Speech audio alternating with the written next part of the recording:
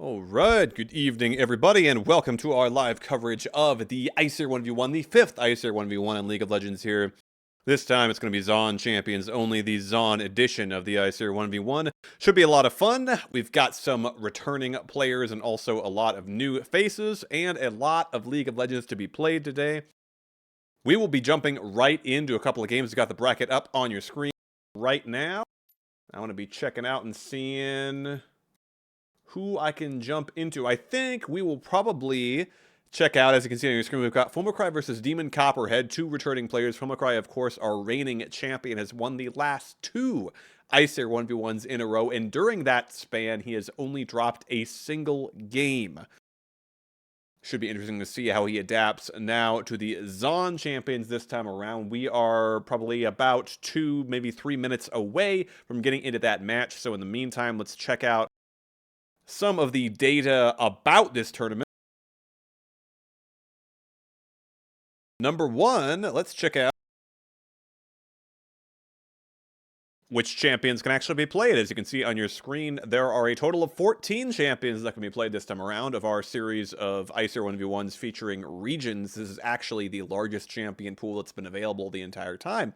So hopefully we'll see a lot of diversity. We actually saw a fair bit with the Void and Shadow Isles, especially Void. Shadow Isles really devolved into just a Callisto 1v1, and I think it will be interesting to see if we just kind of get a meta developed here, which gets down to just a single champion, or if it's more like the Void, where there's kind of a couple that seem to be very popular. We will indeed, just confirming to you viewers, we will be seeing Fomocry versus Demon Copperhead here in round number 1. But yes, a reminder about the champions that are applicable to be picked. That would be Blitzcrank, Dr. Mundo, Echo, Janna, Jinx, Renata Glask, Twitch, Urgot, Victor, Singe, who I skipped, Warwick, Zac, Zeri, and Ziggs. A lot of Z champions available. Should be a lot of fun to see what champions get picked. I actually got a chance to watch a couple of warm-up matches being played. We have a few of our players that were kind of practicing in the hours leading up to the tournament, trying out different champions, different builds. I've heard some theory crafting about what exactly might be the meta, what might be some of the top champions, so that should be interesting. Just a note, Steiner will not be joining us on broadcast, so it is just me this time around. That said, let's go ahead and hop into Champion Select here, which appears to be bugged out because it's showing my name, and I'm in fact casting, not playing, but at least we'll get a timer up on your screen momentarily. Actually, before we do that, let's real quick jump into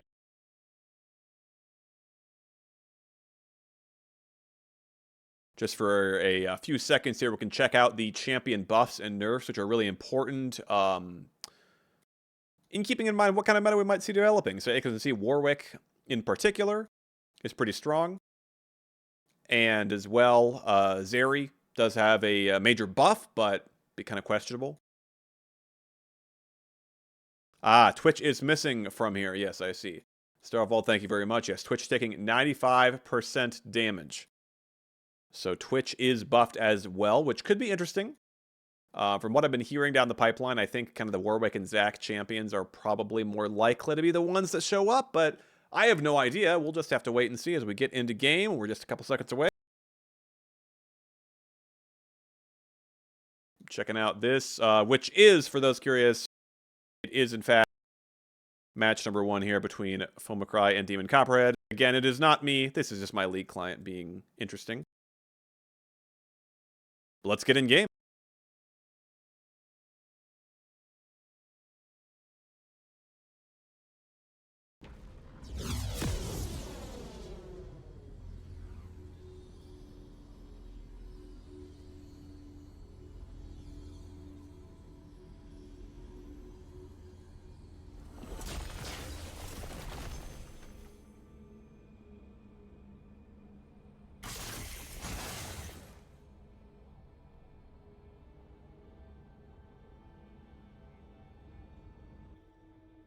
And checking out our champions, of course. Warwick versus Ziggs. Interesting. So the Warwick, not a surprise. And, of course, we should keep in mind, of course, that As I say, of course, a few more times, just for good measure. Fomacry going with the Snowball and the Barrier. Barrier, very popular in Warwick Top, is something me and Steiner talked about last time. I think it's a spoiler. I'm not sure if it was on broadcast or not, but we were talking about potentials as far as what we might see this time around in the Æsir 1v1. And actually, Demon Copperhead kind of slow to leave base.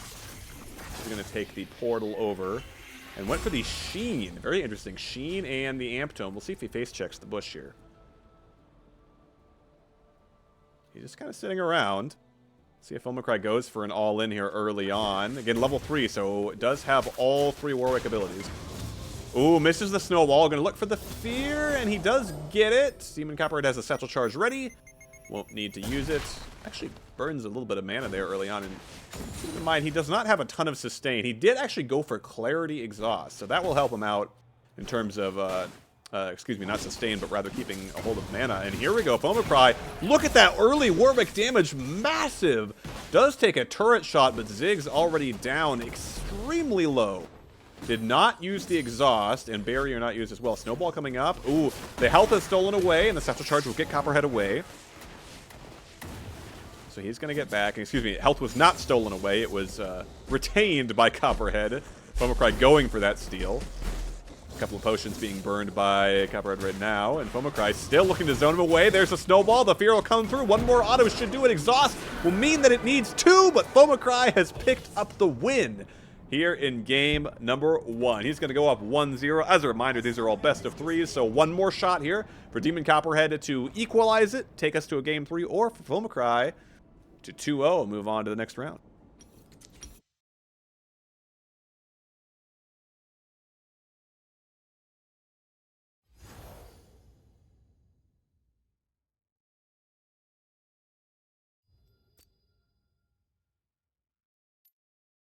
Looks like the players are putting their games together as we speak. We'll see if we have any other early results for you. As we've got the bracket, should be up on your screens right now. Looks like nothing in just yet. Going over some of our matchups. So Colonel Xander's with a bye. Tsai with a bye. Stupefella and Demon both with byes. Frodo with a bye as well, so quite a few byes early on just based on the number of participants we have. So Xantamon and Ulfald and Zagram and Starvald are the other 2 matchups we have going on right now. If we do have one of our Fomacry versus Demon Copperhead matchup end early in a 2-0, in this case, I suppose, we will see if we can't catch perhaps a game 3 for either of those other 2 series. We'll wait and see. And I have confirmation that, yes, the lobby is up for Demon Copperhead and Fomacry, so they are picking right now. We'll have to wait and see as far as if any adaptations do come through.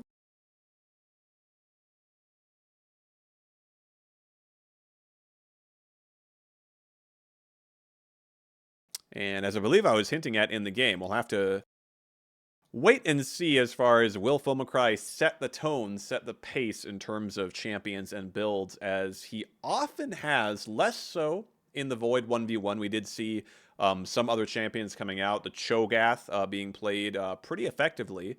And actually, the single loss that Fomacry had was to the Cho'Gath in that case, of course. Not too relevant here, considering Cho'Gath is certainly not a Zaun champion. However, it is interesting to see that some of those adaptations can come through and some of that variation. Fomacry sticking with the Rek'Sai pretty much throughout the entire tournament. Well, literally throughout the entire tournament last time around. This time starts off with the Warwick. So we'll have to see if that's something that he does stick to, or if he wants to mix it up. And I'm not sure exactly, so unfortunately it looks like we have a bit of a client bug in that, sadly, it is not showing which champions our players have picked during Champ Select. It's only revealed to us in the loading screen and in-game, so we will simply have to be surprised and wait just about 2 minutes, and we'll get into game number 2 here of Fomacry versus Demon Copperhead. Fomacry up 1-0 already. Again, just over 2 minutes away. So I'll have to wait and see. The Ziggs is an interesting one to come out as well. Again, I think it's something that Steiner had talked to me about. He's a bit of a Ziggs player himself, but in particular, I think, as a reminder, the rules: First Blood, 100 CS, or First Turret. Now, we obviously have not gotten a chance to spectate every single game throughout the tournament, but in previous tournaments, it's generally always been First Blood. Bearing in mind, of course, that when that 100 CS threshold is being threatened, it's often the case that an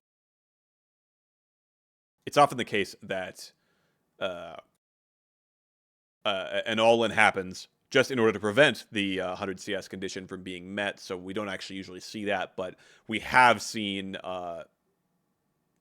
individual games from some of these series go all the way nearly to somebody hitting 100 creeps, and not ending at that point, but actually ending in First Blood, because you have to all in at that point if you're down CS, and it's a potential loss coming up in a few seconds if you don't do that. So generally speaking, we have not seen any first turret taken win conditions, and the Ziggs is actually one that potentially threatens that, and I actually wonder if perhaps that's what Demon Copperhead was thinking with the Sheen. I'm not sure. I mean, potentially just looking to trade better into the Warwick or into any champion, because this is a blind pick, of course. Now he'll know to be expecting the Warwick this time around, so I'm curious if he will pick the Ziggs again. Certainly, Zig's going to have an extremely difficult time if the Warwick can possibly get on them, and Fomacry showing off the power of the snowball there, which was really, really effective, as we can see. Actually, something that kind of started to come up in previous tournaments that a lot of players, I think, kind of forget. Sometimes players are practicing on Summoner's Rift, which can be dangerous because this is Howling Abyss, so you've not only got the buffs and the nerfs, but the snowball available as a summoner spell, and Fomacry has shown off just how integral that can be to some of these wins, especially with Warwick being able to snowball on and instantly get the fear. But enough of the predictions. Now we're going to find out exactly which champions were picked.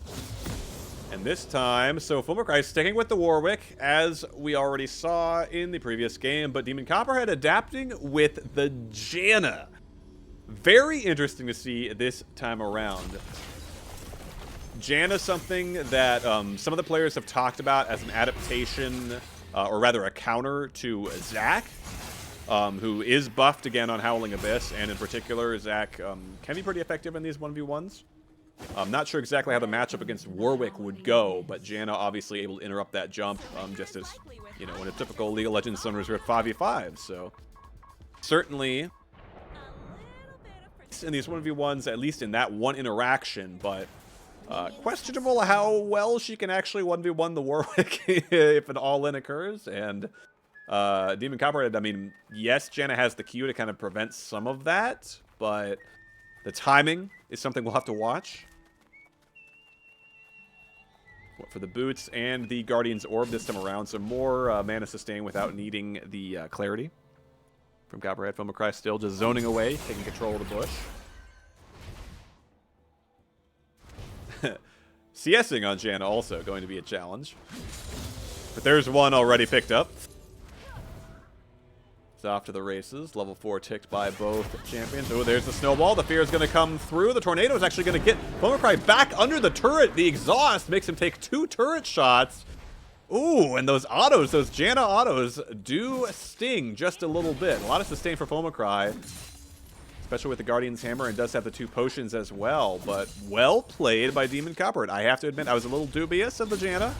Looking good. He's going to pick up the health relic. Fomacry's got to be careful. You know, he really can't take the Jaws of the Beast back under the turret like he did there, so you kind of got to be careful about that. I mean, even the flash, potentially, is something that can bring him under the turret, even if he doesn't think he's going to go there. You got to be a little bit careful. Right now, though, just really threatening in terms of CS. I mean, we're still early on here, but 17-7. Feeling pretty good. Copperhead, though, taking advantage of the ranged matchup here, although, just as I say that, walks into melee range of the Warwick. Okay, there's a turret shot back at Fomacry, though. He's still, the trades from the Janna are pretty good. Now ultimates are available. You can see W Max coming through here, the Zephyr Max from Demon Copperhead. Meanwhile, we'll check out Fomacry going for the Jaws of the Beast Max. So kind of interesting because, again, we talked about how, you know, he really has to quick tap the Q and not actually take it behind Janna as he did in the at the beginning. Potentially a misclick. He didn't intend to do that. I'm not sure. Now he goes, snowball on, looking for the fear, not going to find it. There's the tornado, is going to go the opposite direction. So I think potentially a misclick there from Demon Copperhead, and a misclick me as the observer here. 9-25 now, the CS score. So we'll see, but potentially we could be in it for the long haul here. Probably maybe realizes the all-in is not going to be as easy as he, or I, for that matter, thought.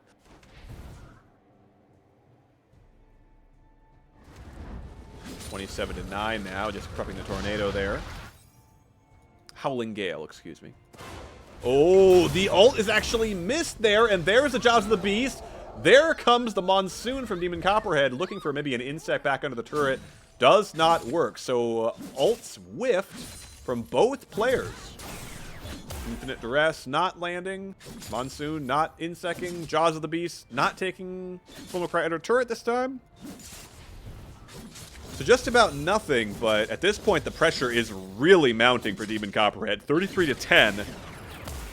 I mean, that's dangerous. Now pushing back. There is the Howling Gale looking for the fear. Homicry finds it. Here comes the auto attacks. He's doing a lot. The shield there. The Jaws taken back out of the turret. The exhaust makes him take another turret shot. Barrier will save him from that one. Just looking to lifesteal now.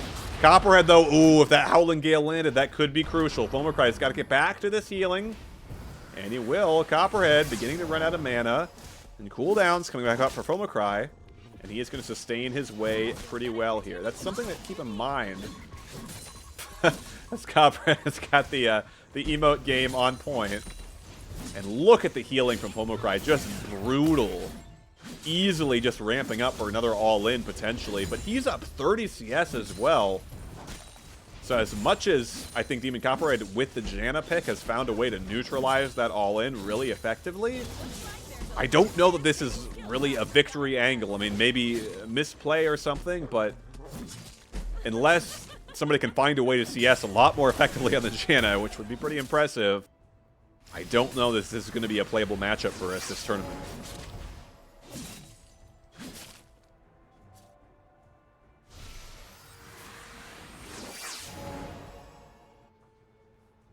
Copperhead looking to heal up, but that CS gap, CS canyon really, continuing to grow.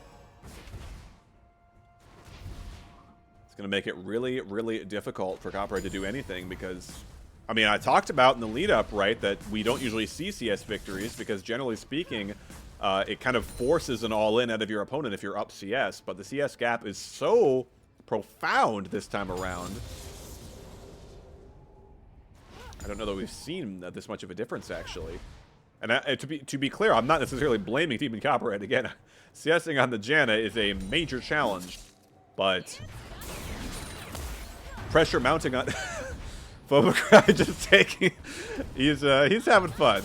He's just taking the damage at this point.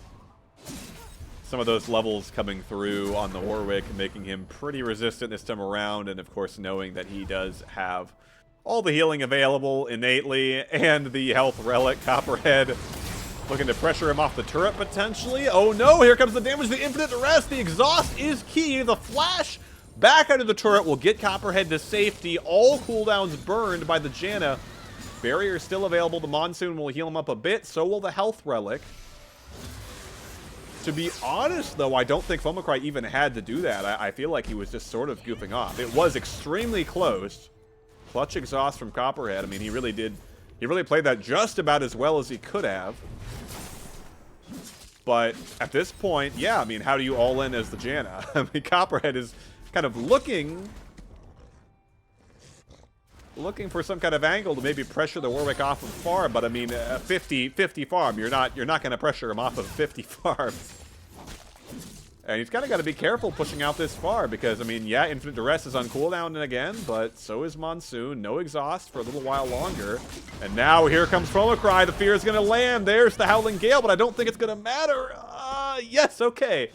Enough. The slow is just enough. The Copperhead does have the boots as well, so able to kite pretty effectively here. So again, yet another all-in warded off from Fomicry, but does it really matter? 60 now, the CS difference.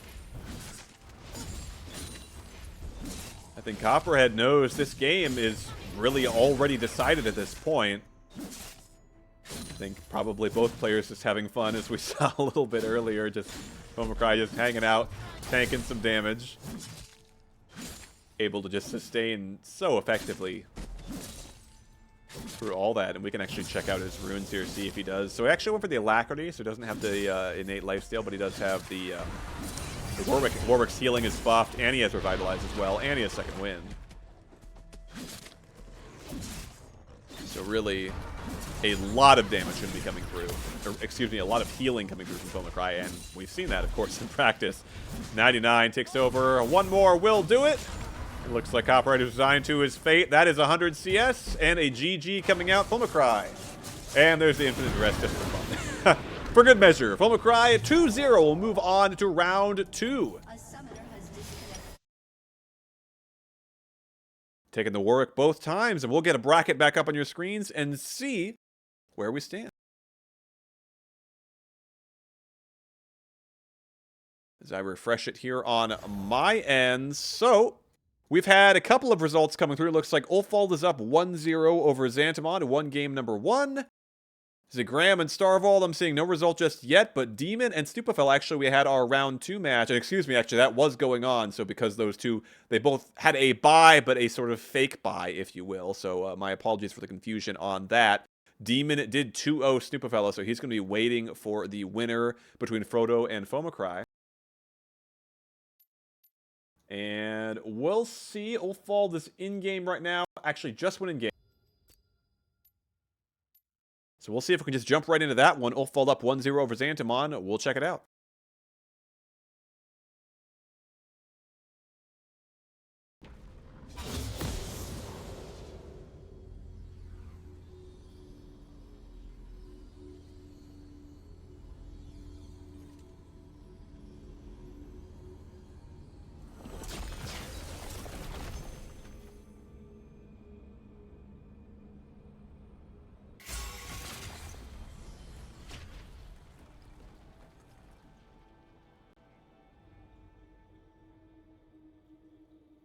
Welcome to the Howling Abyss.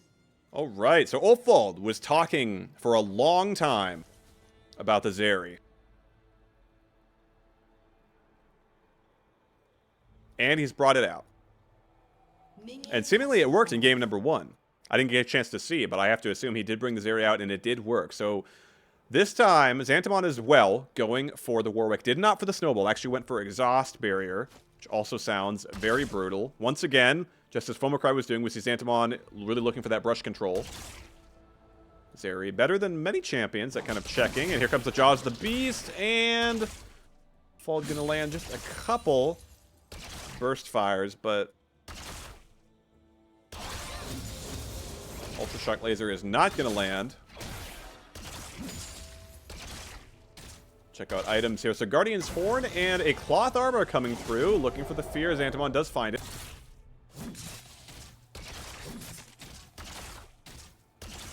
And full attack speed for Ulfald. So going for the Zerker's Greaves and the Dagger. So he's not going to have any innate lifesteal. Has the Ghost and Exhaust. So really with the boots and the movement speed from that, can be pretty effective in terms of kiting. And perhaps potentially how he won. Ulfald, again, he was very confident that Zeri was a key pick. Ultra Shock Laser is going to land there. And these Burst Fires coming through. Primal Howl looking, not going to land. So a lot of damage coming through. Xantamon does not have the lifesteal from the Guardian's Blade that Fomocry did last game. But he does have the Guardian's Horn. And we'll double check runes here. So as well, went for the Revitalize and Second Wind. So, and actually burning some potions here. So Xantamon's still going to be able to keep his health bar up pretty high. Now, Primal Howl looking again, not able to find it. So really the Snowball, I mean, I talked about the power of the Snowball, and I think potentially we're seeing it again here, because Xantamon, I mean, he's not really able to get on top of this area for the Primal Howl. Doesn't have the flash. I mean, he can try to jump on with the Jaws of the Beast. Oh, but level 6, there's Infinite Duress. That's one way to get on. There's the Lightning Crash. Ulfald is exhausted, ghosting. Now he's firing those burst fires, chaining the lightning through the wave. fair bit of damage coming through, but I mean, the armor and only attack speed for the Zeri means that these are really, really small levels of damage on those individual autos. Oh no, and a turret shot onto Ulfold. Gotta be careful. Primal Howl for Xantamon. Again, not gonna land the fear. But we saw with the Infinite Duress, I mean, I think I spoke too soon with regard to the Warwick not being able to close the distance without Snowball or Ghost. Does still have the ult, and now Ulfold kiting back. Just peppering with those burst fires the entire game. It may not do a lot of damage, but it will add up over time. And like I said, Xantamon, I mean, he opted for the Guardian's Horn instead, so he will heal up a lot, but not the lifesteal that we saw before. And again, Primal Howl can't connect. Spark Surge used effectively by Ulfold to dodge back away from that as well. And no massive CS gulf developing this time around. We are just about dead even. Actually, Xantamon with a slight CS lead.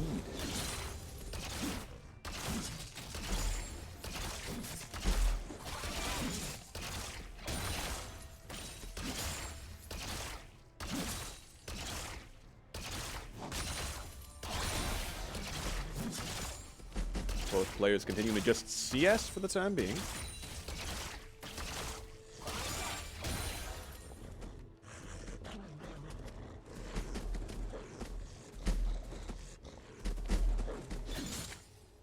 Summoner spells will be coming back up for Xantamon and Ulfold here over the next about 20 seconds. Again, Ulf without really too much innate lifesteal, also has Legend Alacrity, so I mean, I say not too much innate lifesteal, 0 innate lifesteal in fact. So they're just going to have to relying on those health relics. And of course, I mean, base passive health regen, but that's about it. See Ulf once again pushing the wave in. Lightning Crash lands, but really just not a lot of damage coming through. A fully stacked lethal tempo. There comes the Infinite Duress coming through. The exhaust is down. Barrier is there. There's Jaws of the Beast. Ulf is ghosting. He's lightning crashing, and now he's looking to turn. He's very low. He's got to be careful. Jaws of the Beast will be coming back up. He's trying to kite effectively. Xantamon using the bush to try to stay out of vision.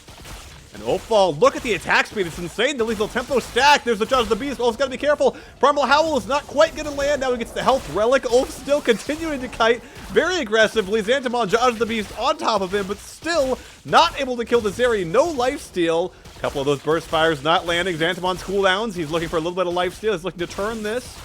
Potentially, a Jaws of the Beast could do it. Ulf has got to be careful. He's playing so aggressively here. There's another Ultra Shock Laser. Xantamon gets the heal from that. The Jaws as well. Feeling pretty healthy. Ulf really playing this on the edge of a knife right now. He's just autoing non-stop. It does not end. At some point, one has to assume his finger is going to get tired from pressing Q this many times. But I guess it's just the Zeri playstyle. Actually, the turret taking a lot of damage too. But I say that, turret shot onto Ulf. I think it's the third he's taken this game, but he's managing to pull it off. Feels like the all-in is coming. Barrier is up for Xantamon. No summoner spells for Ulf.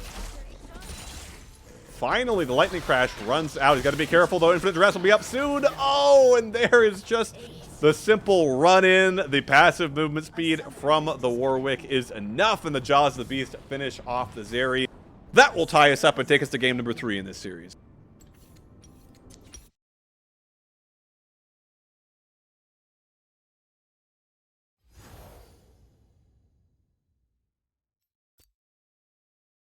Looks like we're probably about a minute and 10 seconds approximately away from getting into game number 3 here and deciding who is going to move on to the next round. So in the meantime, let's do a quick bracket check-in here and see how things are going. So Fomacry has 2-0'd Frodo. So Fomacry now 4-0, has already made the semifinals again, our defending champion from the last 2 Æsir 1v1s.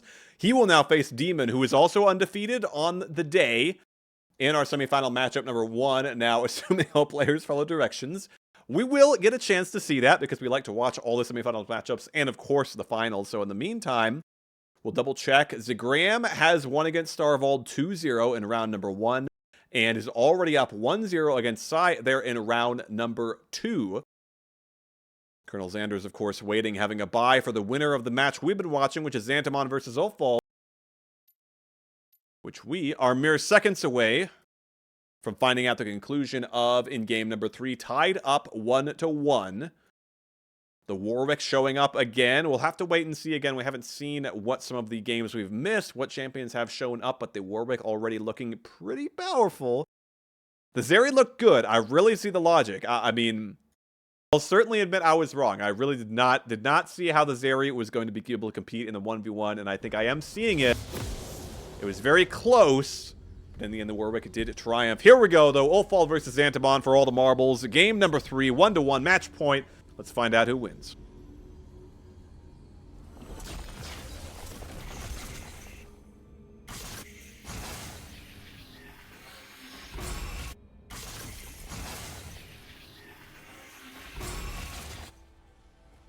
See if we have any variation. Ulfald actually opted for the Hearthbound Axe, a little bit of AD, in addition to just the attack speed. Actually, does have the Nibble passive, kind of interesting. A lot of early trading, though, this time around. Ulfald taking a lot of damage, and again, we'll see if he changes up his runes, but yeah, still just a Legend Alacrity. So no innate lifesteal, does have the Nullifying Orb and Celerity, so really going full-on movement speed, attack speed. Again, adopted for a bit of AD, rather than just the Zerker's Greaves last time, but still, no lifesteal. We'll have to rely on the health relics, and wow, another Jaws of the Beast comes through, and Ulf is really worse for wear right now, just 1 minute into this game. And Xantamon's going to look for another one. The Ghost Burn by Ulfald. He's zoned off the wave right now, trying to get some of those burst fires to land.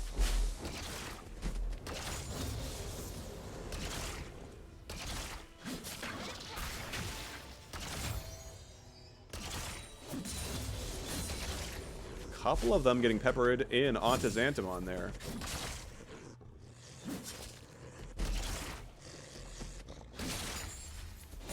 But not too many.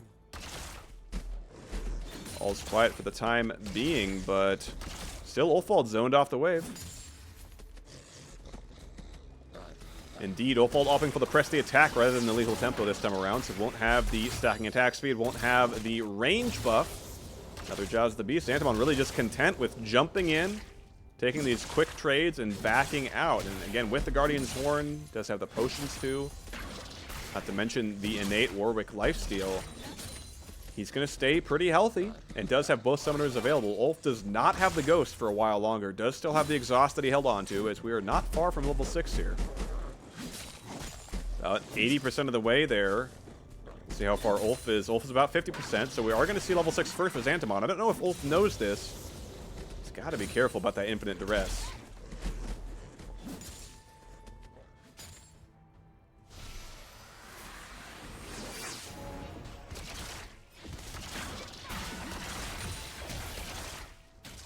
Ulfald under turret right now. Doing his best to farm. Down a little bit, maybe 5. We'll see if he can pick up quite a few of these. Xantamon not wanting that wave to push in too far. Really wants Ulf to come out from under turret, so that ideally he can actually make use of Jaws the Beast's infinite duress. Ironically enough, last time around it was Ulfald that was pushing and taking the turret shots, rather than we saw previously Fomocry take a turret shot from a unfortunate Jaws of the Beast that took him under turret against the Janna from Demon Copperhead.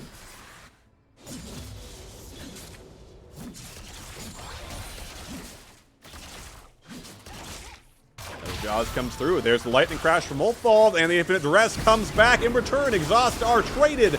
There is the Primal Howl. The Jaws of the Beast comes through. Ulf is kiting backwards. The Ghost is back up. He's still stacking those burst fires, trying to chain the lightning. He's going to miss that one. Has to keep those up, or the ult is going to expire, and Xantamon's just going to kite it out. He's going to back off. He's going to let it expire.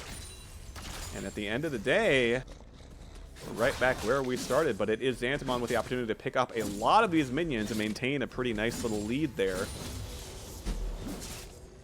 And we're seeing the kiting potential of the Zeri, but is the killing potential there? Because it certainly is from the Warwick, as we've seen in the tournament so far.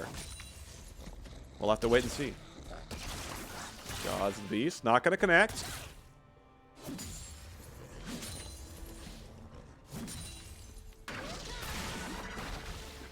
Laser will not either, as Ulf continuing to just throw out those burst fires at will. Does have a little bit of a wave coming in here if he can kind of let it. And there's Jaws the Beast again. Spark Surge does not get him away in time. Ulfball just continually playing with a low health bar and has got to be conscious as well of the Blood Hunt because, I mean, that's just going to increase Warwick's movement speed towards him, and even without the snowball that Fomocry likes to take. That all-in chase potential is definitely there, even against a Ghost Zeri. Ultrashock Laser not going to find Xantamon, but maybe helping Ulf CS a little bit here. I think even if he picks these up perfectly, which he's doing a decent job of farming them, misses a couple there. He's still about 10 CS down right now as the minions clash once again. Xantamon playing it patiently here. Knows he has that CS advantage, and in most of these all-ins, or at least most of these skirmishes, you almost want to call them, because of the way that he's playing them, kind of making use of, I mean, again, Warwick, the healing buff on Aram specifically, on Howling Abyss. He's also got the second wind, he's got the rejuvenation, he's got the Guardian's Horn. I mean, it's so easy for him to just go in for a quick trade and then back out. And again, Ulf without any innate lifesteal. I have to wonder if we do see Zeri or potentially Twitch show up, or even Jinx. I have to wonder if having a little bit of lifesteal, something like a Guardian's Hammer, is not a decent idea just to be able to sustain. I mean, you're never going to equal the Warwick sustain, but to just have something there. Otherwise, just kind of asking for trouble here is Ulf. Not able to close this CS gap yet. Is pushing in now, so he's got to be careful. All cooldowns up. Watch for the Infant Duress from Xantamon. Ulf is going to be able to kite it out as he generally has been, especially if he gets the exhaust down. He should be able to live. Lightning Crash back out. Kind of the pattern we've been seeing. But if that's the only pattern we see, Xantamon is just going to win off of creeps alone. And there's Infinite Duress coming through, the exhaust onto Ulf, and the exhaust going to be traded back. Ulf has got the Ghost, the Lightning Crash. Now the Burst Fires come through. Xantamon has had enough. He's going to back off. Ulf, can he steal that Health Relic? No. He's going to get the second proc of it at minimum, and he's going to clean up some farm, but that is it. Xantamon is going to heal up. All cooldowns used, save for the barrier from the Warwick. Now Xantamon, perhaps with a renewed hunger, looking for potentially some more trades.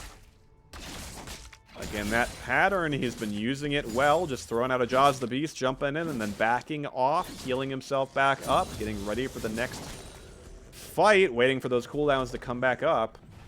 And you can see the Infinite Duress is, once again, it's going to come up before the Lightning Crash, so if he really wants to all-in again, he is going to have a short window. I mean, not much. Maybe 5 seconds, a little more. 5 seconds and change. We'll see. Xantamon looking for Jaws the Beast. There's the laser coming back. Ulfball just trading, trying to slow with the passive. Hard for him, though, through the minions. Without the Lightning Crash, Xantamon can really just kind of hide in the minions and avoid a lot of these burst fires. And Ulf is going to need some help. Infinite Duress is about to come back up, so that window I mentioned is there, but Xantamon may be playing it cool, up 20 CS right now. There's really no pressure on him. Throw out Jaws the Beast, and again, just backs off. Ultra Shark Laser will not land. And there's Infinite Duress. Okay, he's not played it too cool. A lot of damage coming through, but again, knows there's no reason to dive under the turret here. He needs 10 CS, and he wins. This match should be all Xantamon's. There's another Jaws of the Beast. Ulf is so low. He knows he's got to kill the Warwick or this game is over. He's got no lifesteal.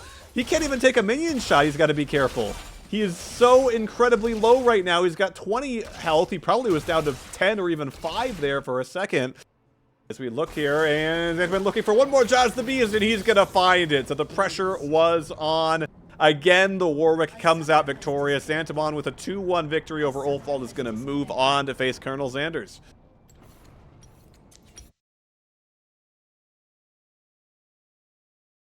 We'll get the bracket up on your screens, dear viewers, and see what's going on.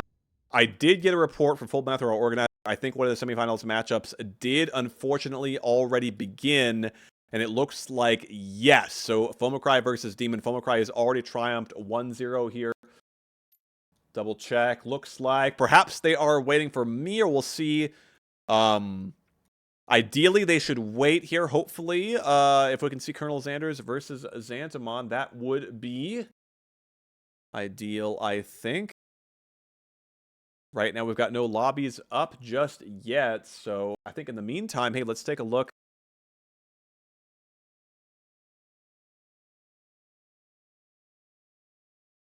at our list of champion buffs and nerfs. We can take a quick check-in on that. So back in your screens there, as a reminder, of course, Twitch actually does have 95% damage taken, so a minus 5% damage taken buff is what that is.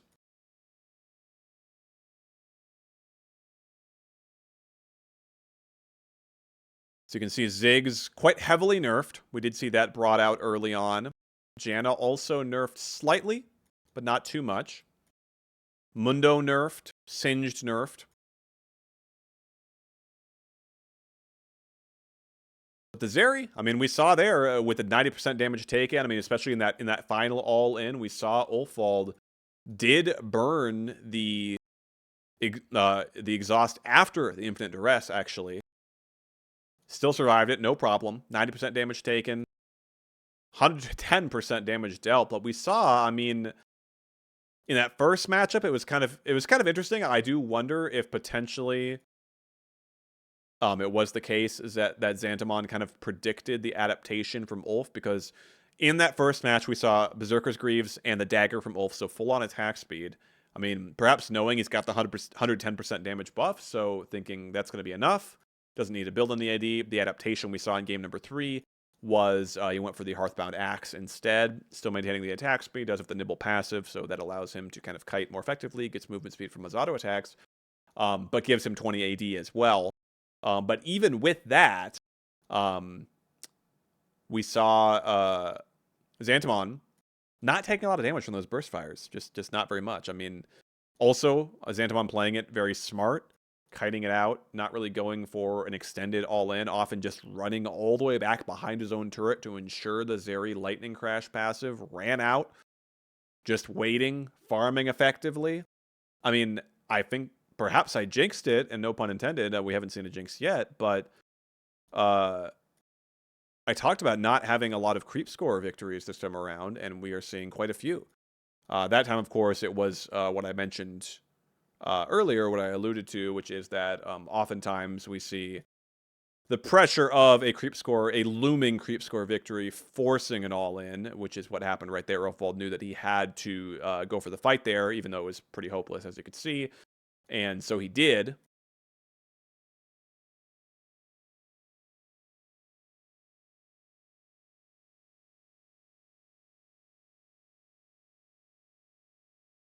But yeah, I mean, Warwick looking like the play. And I'm curious what the counter will be. So to give a little bit of a spoiler, what I was told by Zagram, who is currently waiting in the semifinals after a 2-0 victory over Tsai. I think you've seen that on your screen, so we'll get that back here. Just a brief update. We are waiting on some of the players, I believe, to get some lobbies started here, and then we'll jump in as soon as we can. But in the meantime, we can dive a little bit further in. So yeah, again, an update. Zagram 2-0 over Tsai, so he's waiting in the second set of our semifinals, and the first set, Foamcry is up 1-0 over Demon. So Foamcry already 5-0 on the day. Add that on to all of his previous victories, and he has dropped only one game in this and the previous 2 Æsir 1v1s combined. So 3 tournaments, 1 loss in total. Foamcry really showing off his skills on the Abyss. And hopefully we'll get a chance to see some more and dive into the other semifinal matchup. But in the meantime, I think Xanders versus Xantamon is going to be our next matchup. I'm showing that, yes, the players are in the lobby right now, so I think we're going to get into that. I imagine we're just about 2 or 3 minutes away from that.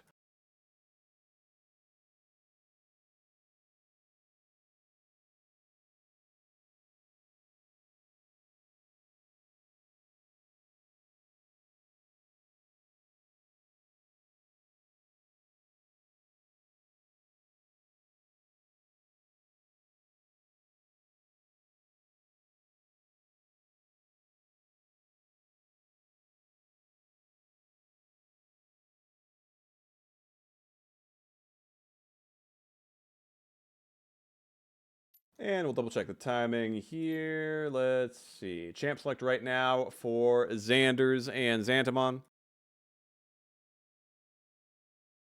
So again, we should just be 2 or 3 minutes away.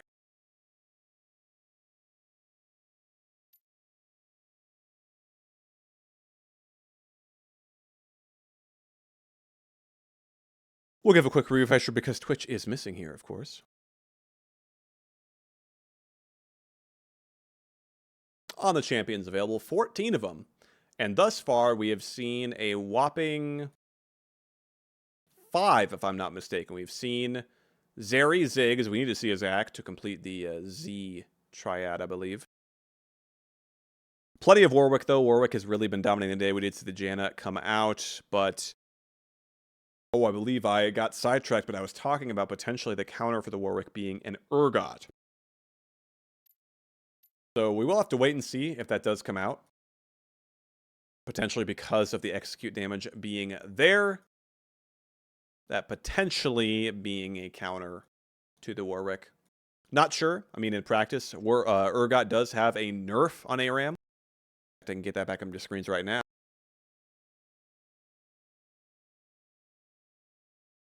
So you can see Urgot actually taking 110% damage. So that could be kind of dangerous. I mean, I think we kind of saw how effective the 10% damage reduction is for the Zeri against the Warwick. So the 10% damage increase for Urgot could be really dangerous. I mean, those Jaws of the Beast could just shred through him. We'll have to wait and see. I don't know if we're actually going to see an Urgot, but that was what I heard some of the players discussing prior to the start of the tournament as a potential counter to the Warwick. I think the Zac also potential. I'm not sure how that matchup would go into the Warwick. I mean, the Primal Howl being able to be used on the Zac passive really effectively if it comes out. That's one interaction I can think of. We'll have to wait and see if we do see the Zac appear. Echo is another champion I saw mentioned. You can see Echo does have 110% damage and 20% tenacity, which could be key. Now, that should not affect the Infinite Duress, the ultimate from Warwick, but it should affect the Fear from Primal Howl. So, potentially an option there, if we have some Echo players still lurking in our bracket. I'm not sure. But with luck, we will see a little bit more variation, potentially. We've yet to see even a Warwick mirror, so as much as Warwick has kind of been the winner thus far in our tournament, it would not surprise me to see, unfortunately, Warwick mirrors. Again, you know, those of you who followed the Shadow Isles, it turned into basically Callista mirror 1v1 the whole tournament. And hey, I can't blame the players for trying what they think is best. So we'll see if Warwick follows the same route, or potentially we continue to see some kind of adaptations, people trying some different angles. But we're going to find out what champions have been picked here because we're ready to get in the game. Colonel Xanders versus Xantamon for the right to move on to the semifinals. Series score is 0-0.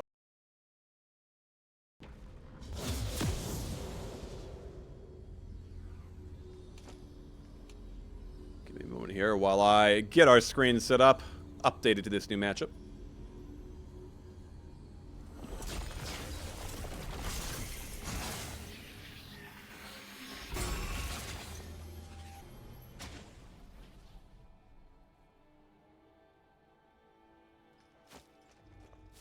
The Echo, and here we are. Xanders is bringing it out. Goes for the Hex Tech Alternator. So keep in mind that 40-second cooldown. This item packs a punch, but it is on that cooldown. And actually, Xantamon kind of predicting this. There's the stun coming through. The No Magic Mantle, though, really is going to be very tough for the Echo to deal with. 25 magic resist is pretty massive. I mean, we're talking about 43%. That's a 15% increase versus just the base armor in terms of magic damage reduction, so that's going to be pretty rough. But Echo does have a damage buff, at least, on ARAM, which is going to help him out a bit. The Parallel Convergence, not going to find it. Is going to get that passive, though, and look at the trading coming through, even with the No Magic Mantle. Pretty effective.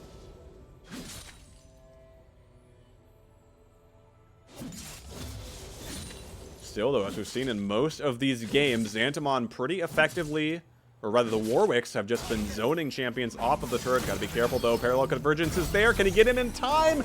Yes, just the edge of it. He's gonna pick up the stun. There's the Jaws of the Beast to get a little bit of healing back for Xantamon, but still the Echo. Colonel Xanders, I think in particular, is showing he can pilot this champion quite effectively. Gotta be conscious of the mana usage though. Again, he has no real great way to restore the mana. Does have the mana flow band. That's gonna be about it. Has electrocute. There's another stun from the convergence coming through. Time Winder, and there, the Jaws of the Beast though, coming back. And this is a Warwick, again, without any innate damage from the items at least.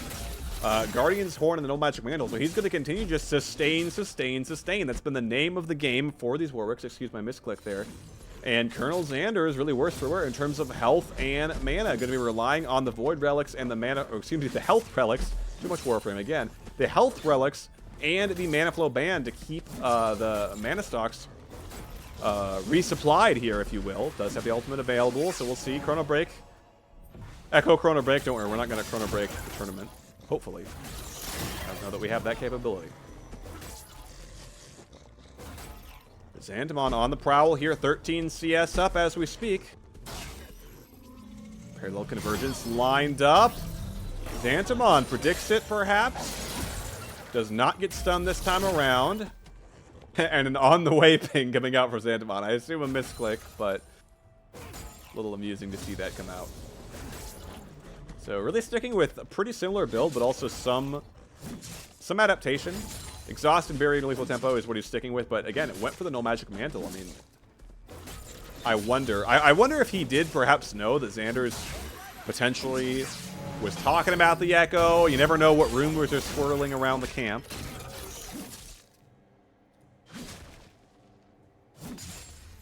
E-Drive Resonance not going to land there for Colonel Xanders. And nobody's seeing me cheat by looking at the ability names in the target frame when I can't remember them. Did not happen. Colonel Xanders is doing what exactly? Looking for the ultimate, or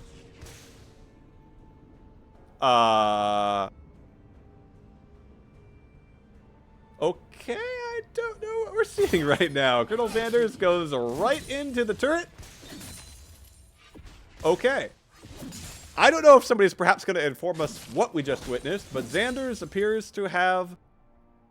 Oh, the execute to buy. I didn't even think about that. It is the 1-0 turret, and Xantamon now going to do the same thing. Fascinating. Okay, so we're seeing one of the biggest tech innovations that we've seen this entire tournament. Executing, as a reminder, has not been expressly forbidden. Indeed, it probably shouldn't. It's a very, very interesting move. So Xanders, so here I am just puzzled, not connecting the dots. Thank you, chat, for being smarter than me and piecing together the fact that Colonel Xanders said, hey, I'm running out of health, I'm running out of mana, I'm going to run it back and grab some items. Grab any mana restoration items, but boy, did he grab a lot of AP, and Xantamon, in response, grabs the Merc Treads. So he pretty quickly realized exactly what the Echo was doing there and went for an execute of his own. Very interesting. So for the first time in Æsir 1v1 history, the players have had the thought that they can just execute. Well, somebody's probably had the thought, but you have to make sure that you aren't touched by the enemy champion, of course, which is the key obstacle in the way, but they managed to pull it off. Both of them trading back, and Xantamon again getting the better of that trade. The Merc Treads picked up a Ruby Crystal as well, so quite a tanky Warwick right now. And look at the CS gap that's built, 33 right now and counting. Xantamon in a very strong position here in game number 1.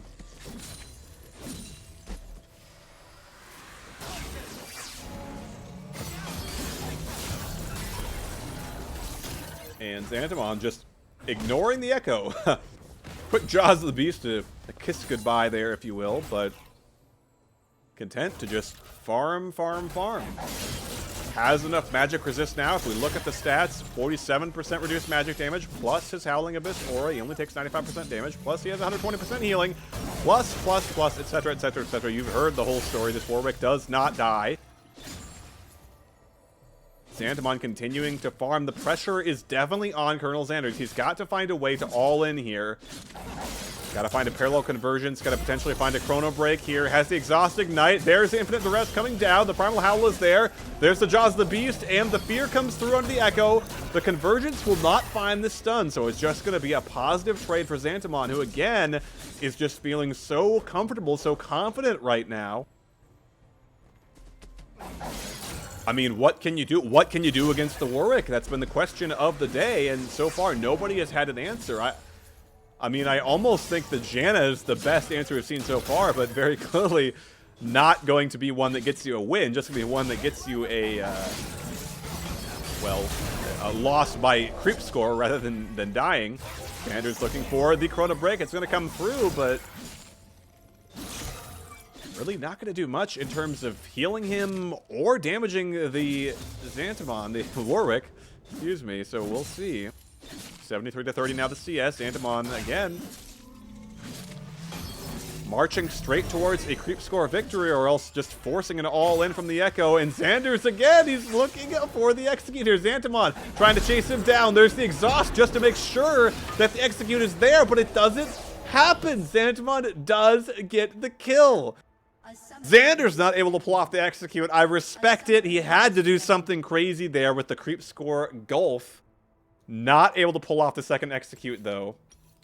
And that means Xantamon has pulled off yet another victory here. He's got his eyes on the finals. He is up 1-0 in this semifinals match.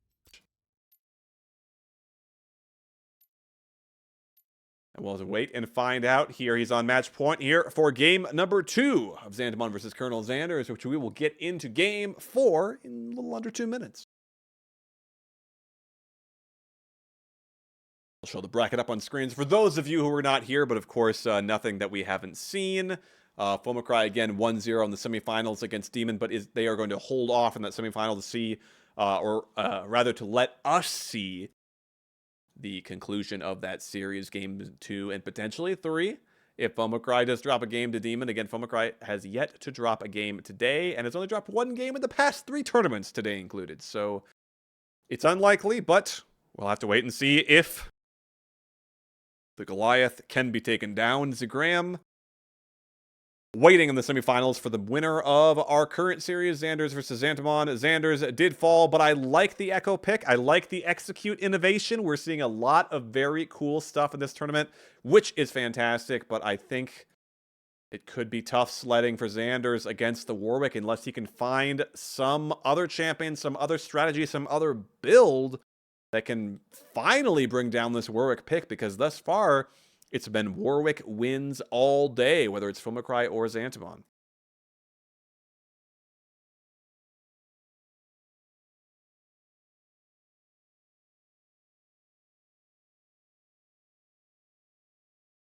In our draft here, as we are 30 seconds away from getting back onto the Abyss for game number 2 of Xantamon versus Colonel Xanders.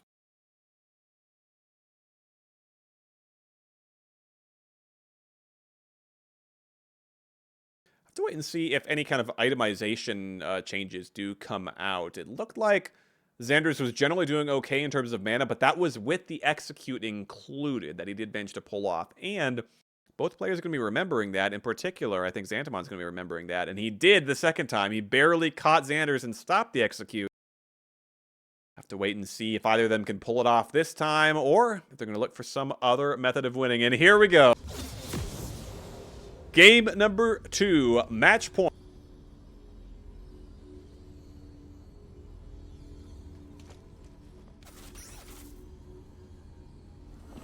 Xantamon, and this time around, the Urgot is coming out. Now, I mentioned this, potentially the counter to the Warwick. It's something the players were talking about.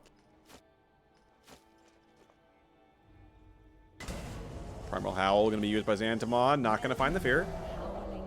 Exhaust Ignite again, just as he did on the Echo. Press the attack on the Urgot. Xantamon sticking with the same itemization. Also, I'm just realizing I had a brain fart last time. I believe I was talking about the No Magic Mantle being a good prediction. The items are not blind or preset. He saw he was playing against an Echo. Of course he would go No Magic Mantle. It was a smart buy, though, into the AP champion, of course.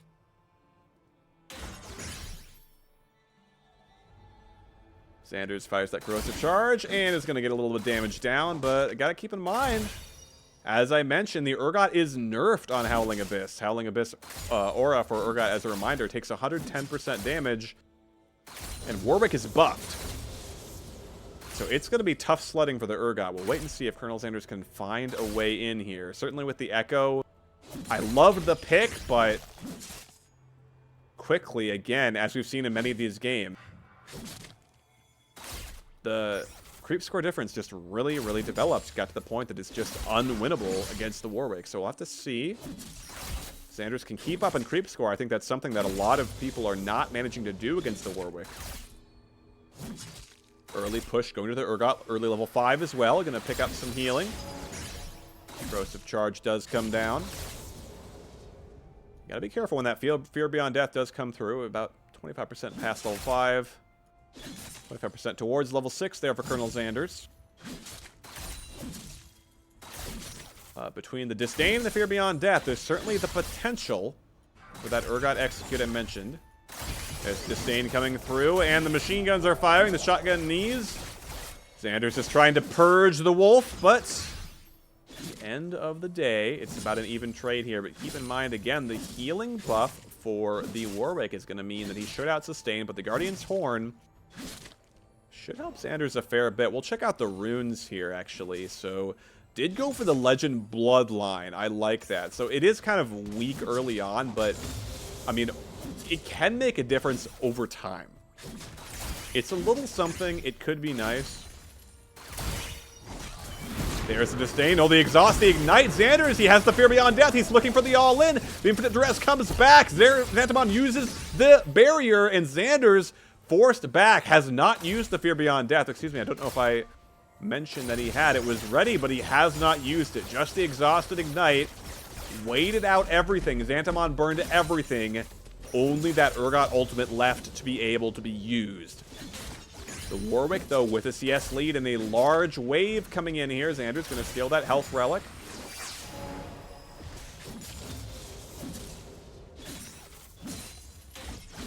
And Xantamon with probably about a 10 CS lead, depending on how many of these he can pick up. Maybe even more. Yes, he's farming these pretty well under the turret. That's now about 15 CS lead for the Warwick. I mean, it's got to be a kill here for Xanders. Fear Beyond Death is there. Primal Howl comes out. The Fear will get the Warwick back to safety. And Xantamon right back to farming. He's playing this smart. He wants the win. He wants that ticket to the semifinals. Corrosive charge. A lot of damage there onto the Warwick.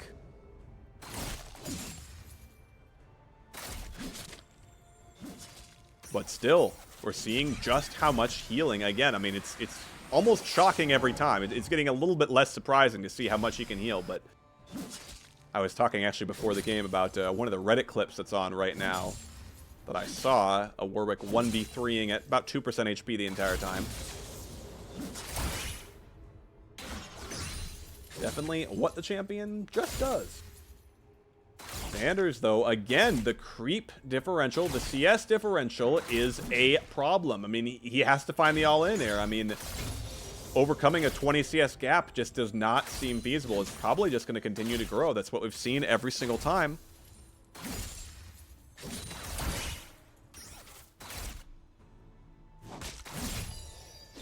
Wait and see. And the big question, of course, is do any executes come out? I mean, not exactly a great champion at sneaking past without being seen or touched by the enemy champion.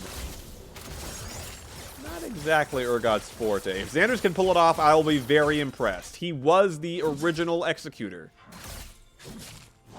So if anybody can do it, it's him, but I think it's going to be a challenge. Xantamon's going to be expecting it too. Primal Howl comes through. There's the Fear. Jaws the Beast comes through for the big healing. Xantamon, though, kind of low on mana. There's the Ignite. There's the Exhaust. Fear Beyond Death is available. Corrosive Charge. Exhaust to slow down the Urgot. Purging. Looking for the Fear Beyond Death potentially? No. It's not going to come out. Xantamon is going to slink back to that health relic. And Purge is going to help Xanders try to cut this CS differential a bit. There's the Jaws of the Beast, though, taking a lot of damage. I mentioned the Howling Abyss buffs and nerfs really going to have a big impact on these trades. We just saw right there. I mean, the Warwick is going to really heavily damage the Urgot in this matchup. Xander's still yet to use the Fear Beyond Death, holding it, knowing he probably is going to have to use it at some point, right? Still a 20 CS advantage. I mean, Purge sure looks cool, but it's not going to magically increase his CS score by 20.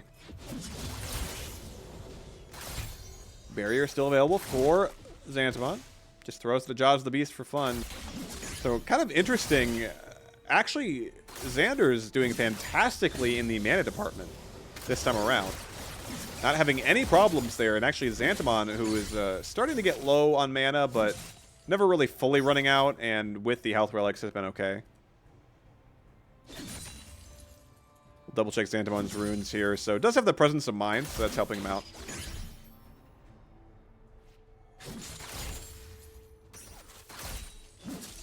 And actually, so does Xander's, so explains a lot. Quite an effective rune. Used to be a must take on ARAM. It still kind of is, but definitely quite useful. Obviously, Triumph is quite pointless. And Overheal is going to be very specific. Certain use cases, maybe. I think Presence of Mind is going to be the smart take, unless you're playing Katarina or Garen or something. There comes the Disdain, the Exhaust, the Ignite is down. Xander's looking for the all-in. Fear Beyond Death is there. If he can land it, he can get the kill. And he will. Xander's grinds up the Warwick, and that is going to be the first Warwick loss we've seen on the day, and it is going to be Xander's evening up the series 1-1 and bringing us to a Game 3.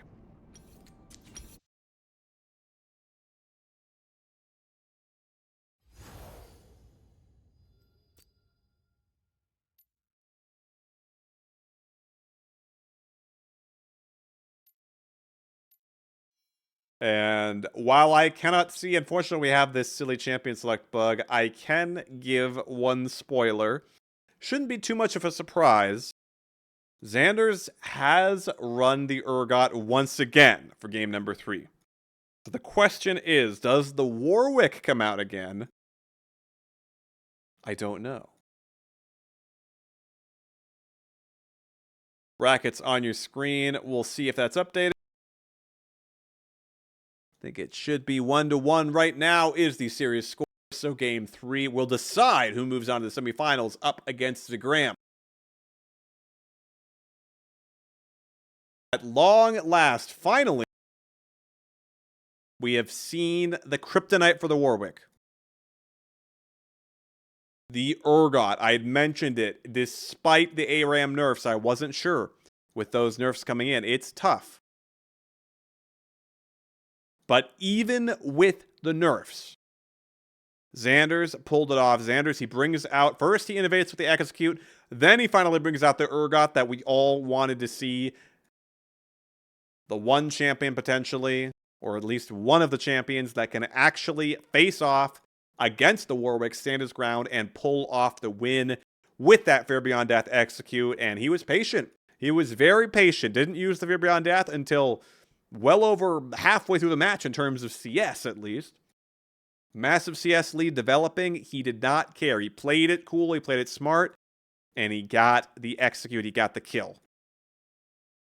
We'll have to wait and see then, as I mentioned, if Xantamon sticks with the Warwick or if potentially he adapts, changes to something else to take down the Urgot. Again, as I mentioned, we do know Xander's has brought out the Urgot for Game 3. But we don't know what Xantamon's going to bring out if he wants the salty run back, if you will, to stick with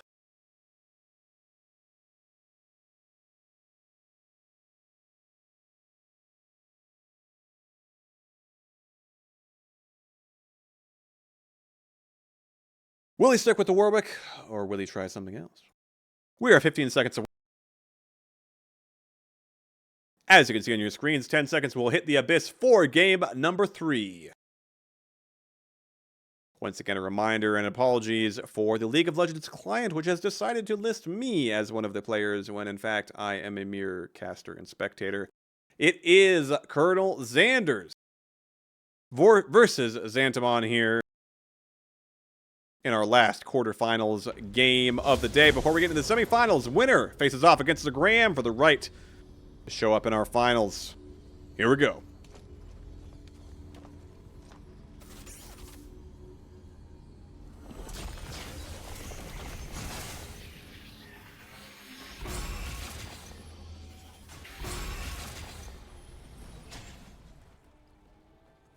One to one the score. Urgot and Warwick again, but this time the grass. There's the disdain. The Primal Howl is going to be turned back. Jaws of the Beast ready. The Purge is coming through. Xantamon with a last little auto there. Generally sticking with a similar build, but went for the grasp again instead of the lethal tempo. Minions have spawned. There's the exhaust coming down. And Xantamon trading very aggressively onto Colonel Xanders. Potions being burned by the Urgot already here as we crest the 1 minute mark. And as we've seen all game early on, Warwick just able to zone just about anybody off the wave. So dangerous, able to close the gap. Get the fear with the Primal Howl. It can be so dangerous.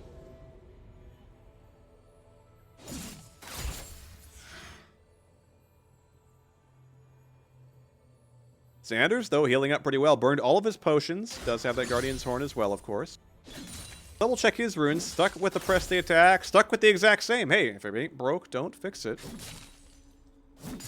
Xantamon felt the Warwick is certainly capable of winning. I mean, he had the CS lead. I think if he was able to just maintain that CS lead without getting all in and dying, potentially away, and perhaps the grasp is his method of doing that. Trying to sustain even more, get that passive HP increase. Let's see if there's any other rune adaptations. A little bit.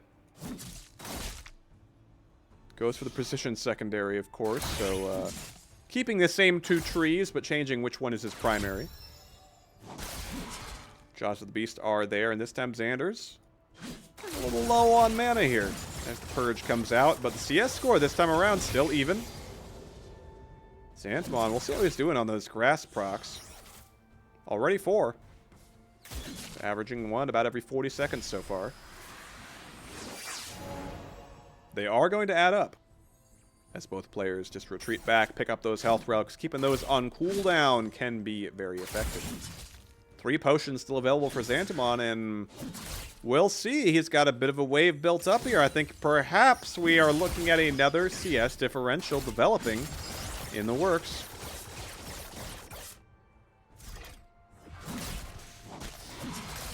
Another grass proc, another Jaws, and Xantamon is back under his turret again. Push going in favor of the Urgot once more, but the CS, keep your eyes on that scoreboard.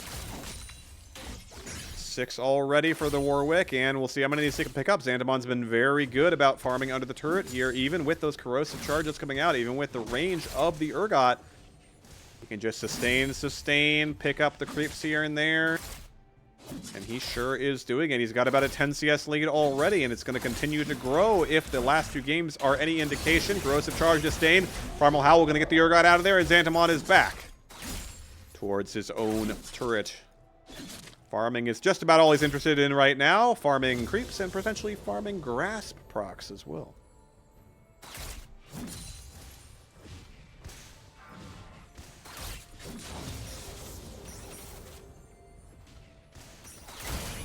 Here comes the Primal Howl. Xantamon looking for it. Won't find it. Disdain fired back. Will not connect. Purges their exhaust onto their Urgot. Here comes Infinite Duress. Will we see the Fear Beyond Death? The Warwick all in. The exhaust traded back. And that will do it for that trade. 13 CS up. Now is Xantamon. He saved the barrier. Xanders saved the Ignite. Very low on mana is the Warwick, but hey, yep, there's another health relic. It's not just health to get from that, it's mana too. Keeping in mind, he does not have the presence of mind this time around, so mana potentially an issue for Xantamon's Warwick if he's not a little careful, a little conscious of that.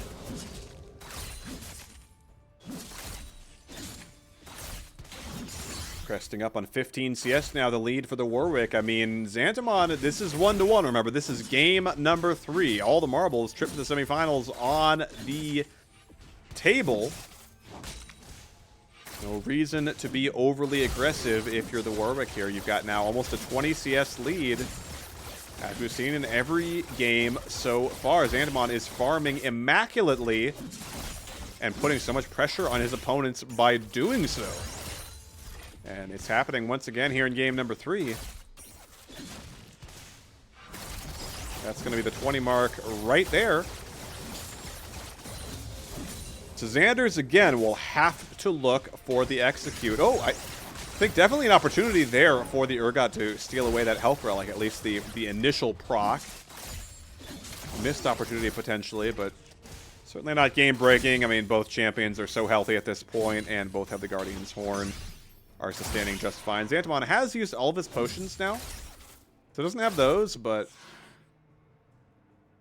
should still be able to stay pretty healthy in any kind of short trades. It's just the all-in he's going to be scared of. That's what we saw in game number 2. Xanders pulled it off. He got the Fear Beyond Death. He got the Disdain. If he can land everything perfectly, the opportunity is there for the kill. But the key word is perfectly. Xanders has got to do it again. He made it happen in game number 2 against all odds. He didn't use the Fear Beyond Death until it was certain that he'd get the kill.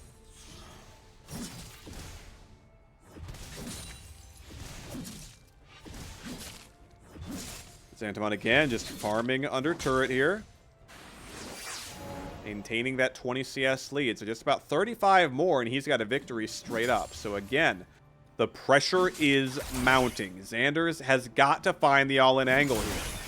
There's a Disdain coming through. Is this it? The exhaust, the ignite is there. Fear Beyond Death, corrosive charge. The primal howl forces the Urgot back.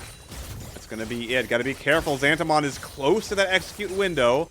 If he can land a Jaws the Beast, he's going to heal up pretty well, though. You can see already, look at those green numbers flying. Here comes the health relic. The Disdain diving under turret. Colonel Xanders, he's going to look. The infinite duress, though, so much damage from the turret comes through.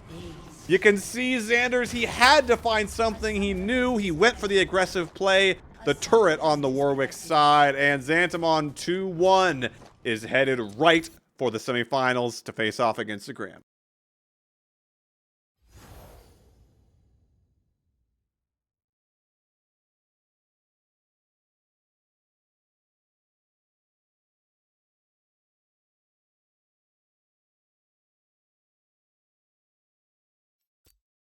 We'll go with a quick bracket check-in here.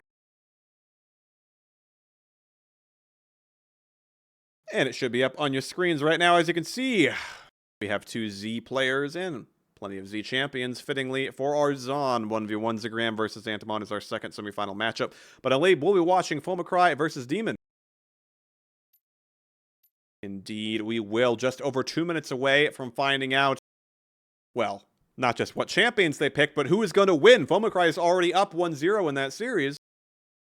If he wins game number 2, he's headed to his 3rd finals in a row. Fomacry has been owning the Æsir 1v1s, and he's got his eyes on yet another trophy this November 17th, so we'll see if he can make it happen, at least book his trip to the finals. And we'll have to wait and see as well if Zagram does make his return to the finals. As we saw in the Shadow Isles 1v1, he did bring out the Vex repeatedly. That was supposed to be the Callista counter. It did not work in practice. Callista and Fomacry were the reigning champions that day, and this time around, it sure seems like the Warwick probably is. I loved the Urgot coming out. I like the Echo too, but the Urgot, we can see the potential there. But it's really tough. You have to find that all-in angle, and it's hard to find, especially if the Warwick player is playing safe, playing sustain, not going too aggressive, looking for the farm, looking for the creeps. And Xantamon's been very, very good about that. Fomacry as well has shown some Warwick skills.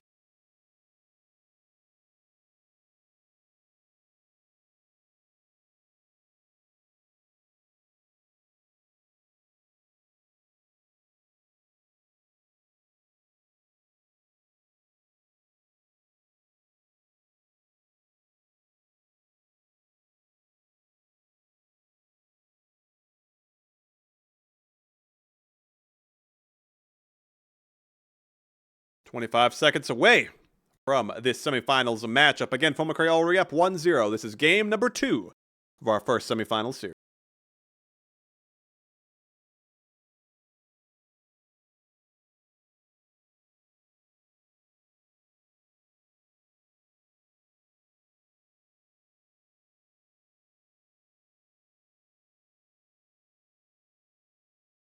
And here we go. Let's hit the abyss.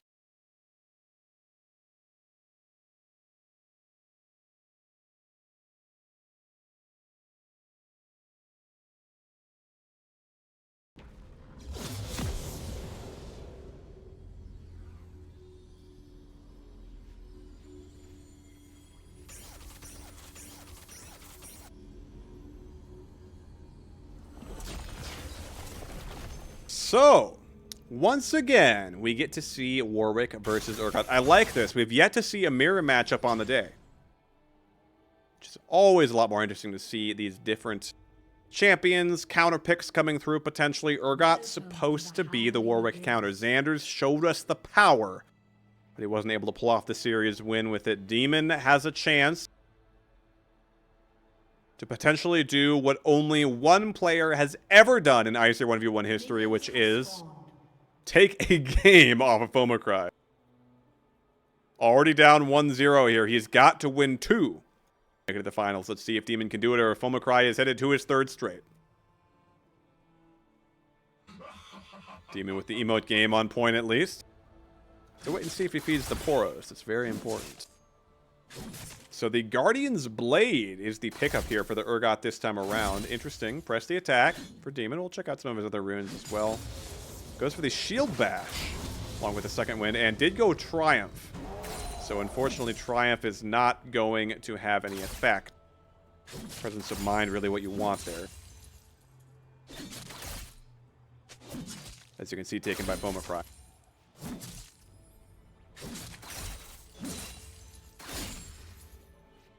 Second win, Revitalize. Very standard work build from what we've seen so far. And Fomacray is sticking with the snowball potential to really just jump onto anybody with that. As both champions tick over to level 5 here.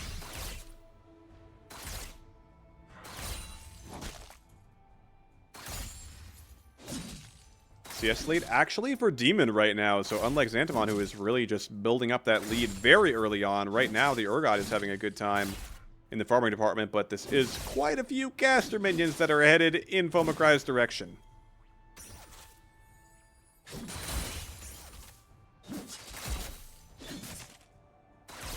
All's quiet thus far. Fomacray as well, going for the cloth armor. It's a little bit of extra defense there against the Urgot. Already with the innate reduction to his damage taken. Again, 95% damage taken by the Warwick. With the cloth armor as well, got to keep in mind that means he's only going to take 42% reduced physical damage as well. Demon though, okay, he steals away that health relic. Nice little something. Primal Howl looking. There it comes through. The barrier comes out. Fomacray taking a lot of damage. Putting back with the Jaws of the Beast. The Purge is there. The minions will help out the Warwick just a tad bit here. But overall, the trade in favor of the Warwick with the longsword, with the Guardian's Blade. That's a lot of physical damage, a lot of attack damage that the Urgot, that Demon is able to bring out. 23 to 20 now, but a massive wave is building up. Demon actually doing pretty well here as far as not using his abilities too much. He's okay on mana. Did steal away that health relic, which is going to help out. We'll see how many of these Fomacray can pick up. I mean, corrosive charges, a couple autos might come out from Demon. Yeah, just trying to harass him a bit, but gonna have a hard time. I mean, pair of health potions, Guardian's Horn. This isn't a Warwick you're going to poke out, even without the grasp. We'll have to wait and see, though. I mean, the last time we did see Xantamon went with the Lethal Tempo Warwick, and he adapted to the grasp, and that was how he defeated the Urgot. Jaws of the Beast, though. Man, look at that healing. I like this, by the way. You can see Demon is pinging the Warwick mark in chat. Perhaps potentially even timing that. I mean, it's a pretty short timer. But something to keep in mind, of course. I mean, it was also very key for Fomacray on the Rek'Sai previously. Able to just snowball in, get that guaranteed knockup with the Unburrow.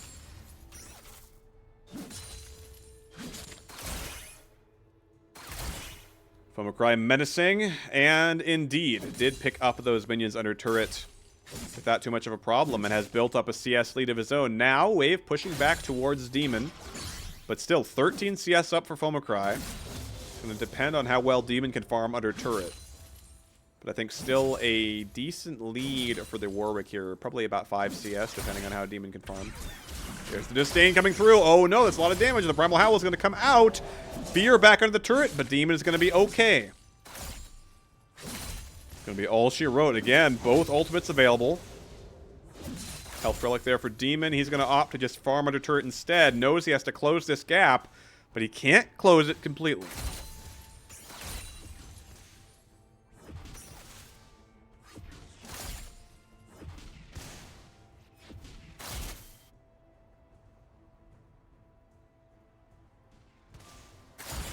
Should be able to cut it to 10 or so. Let's see what happens.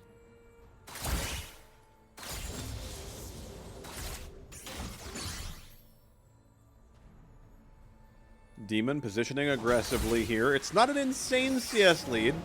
It's closable, but it would require momentum to shift somewhat.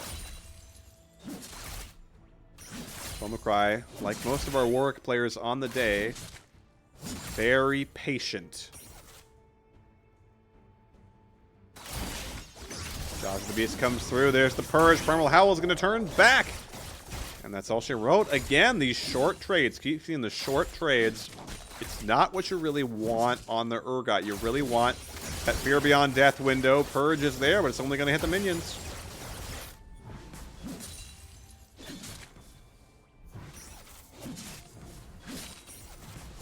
Try looking to clean up these creeps, and that should extend this CS lead to about 15.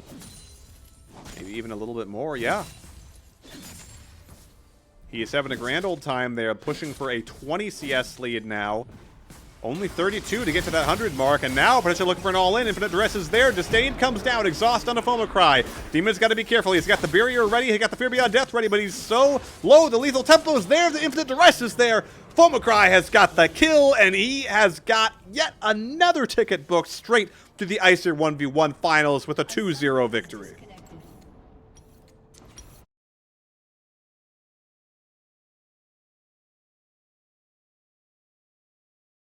So with that said, I think we'll be jumping right into Zagram versus Xantamon in a couple of minutes here. That will be our next matchup, the Battle of the Z players. We've actually yet to see Zagram on the day, but of course, anyone who's followed our previous Æsir 1v1s knows that he has been one of the titans of the tournament, having made it all the way to the finals previously, but Foamcry was the champion last time around. We'll see if Zagram can make its way back to finals and have that opportunity for vengeance, or if newcomer Xantamon can continue his run of the tournament. Interestingly enough, Xantamon 2-1 beat Ulfald in round number 1. Round number 2 in the quarterfinals, 2-1 beat Colonel Sanders. Has gone to game 3 in every single series he's played so far. Will we have 3 games this time, or will the story change? The lobby is open. The players are selecting their champions. We'll have to wait and see what they go with. Xantamon has been sticking with the Warwick without fail.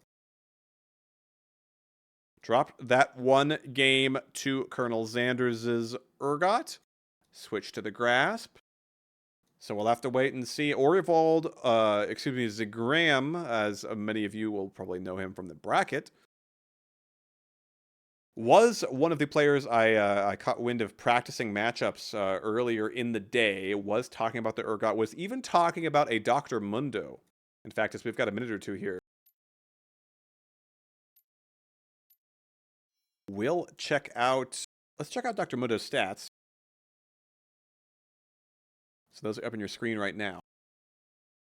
So Dr. Mundo actually nerfed 90% damage dealt and 110% damage taken. So that's going to hurt. That's going to be tough, but Zagram is a player that's shown the willingness to pull out these pocket picks. He pulled out the Vex previously. Didn't work out last time, but I really love seeing that. I love seeing the Echo and the Urgot and the Execute gameplay from Colonel Sanders. So we'll wait and see what we see this time around. Actually, I can provide a little spoiler. Zagram has gone with the Urgot, so I'm expecting we'll see once again this intriguing Urgot-Warwick matchup that's been fun to watch because we're seeing the Urgot potential, but as long as the Warwick player plays it really smart, really safe, really restrained, it does seem to be Warwick favored. As long as they can just dance around that window for the Fear Beyond Death, the Warwicks have been coming out on top most of the time. But we'll have to wait and see. Zagram versus Xantamon coming right up in just over a minute.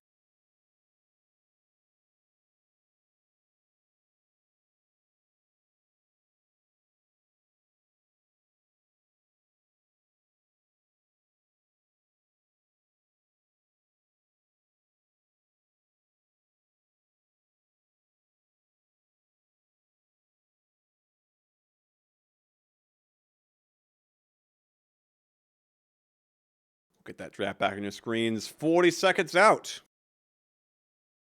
from our second semifinals series. We already know Omicron is waiting in the finals. What else is new? That's been the story of the Æsir 1v1s the last three. Can anyone take down the champion, the reigning champion, the two-time, potentially three-time champion? Will it be returning combatant Zagram? Will it be Xantamon, who has shown us he's a bit of a Warwick expert in his own right? Zagram is piloting the Urgot this time around. Xantamon, we have to assume, is bringing out the Warwick once again, unless he throws us a curveball and switches it up. We'll wait and see. Let's hit the Abyss.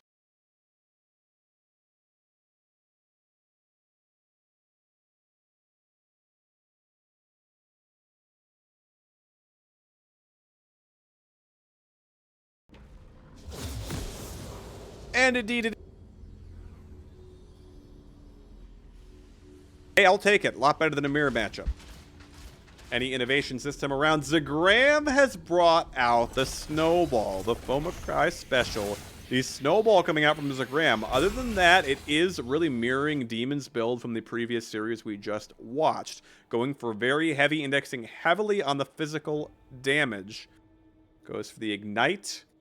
Certainly good to limit that Warwick healing, and does have the Snowball.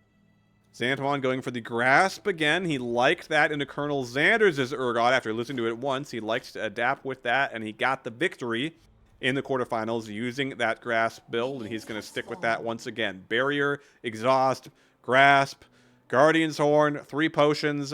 Xantamon is interested in one thing and one thing only, and that is the enemy minions. At least that's the story that his build seems to tell once again. We'll see if Zagram can potentially all in, put a stop to it, or if this werewolf will just continue to feast on poor innocent minions all day long en route to a finals trip.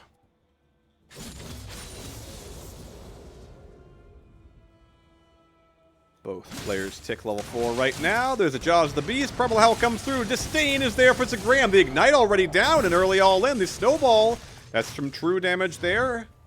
Zagram definitely with the better end of that trade, but Xantamon did not use a single summoner spell. Zagram used both. There's the Jaws of the Beast. The Purge is there. That trade definitely in favor of Xantamon, especially with the healing coming through. Grievous is gone. Ignite is gone. Has some potions too. Zagram not instantly grabbing that health rock. Wanted to pick up some creeps first.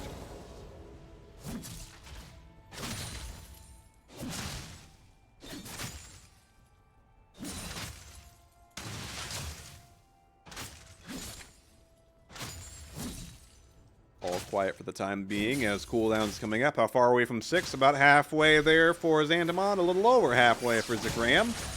Jaws of the Beast. Love tap from Xantamon. He's going to continue to farm here, but we are even in the CS department. But again, as has been the case, Urgot gets the early push and a wave pushing towards Xantamon. Fear Beyond Death, level 6 is there for Zagram. But what opportunity is there with the Warwick under turret, and Zagram is headed back to pick up a health relic. And once again, we're seeing this pattern continue. The Warwick, the wave pushes towards him. He gets to farm under the turret. He gets to build up the CS lead. The pressure is on the Urgot to all in. And the angles have just not been there, or if they are, nobody can seem to find them. Xander's the lone Urgot winner, at least that we've had a chance to see on broadcast so far.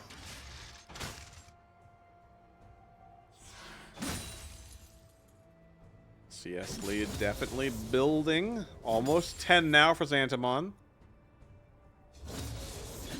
Keeping that wave close to his turret. Zagram really in a tough spot here. Infinite Duress is available for Xantamon if he wants to try, maybe not an all-in, but sort of a bit of an extended trade with that, as we've seen him and other Warwicks try.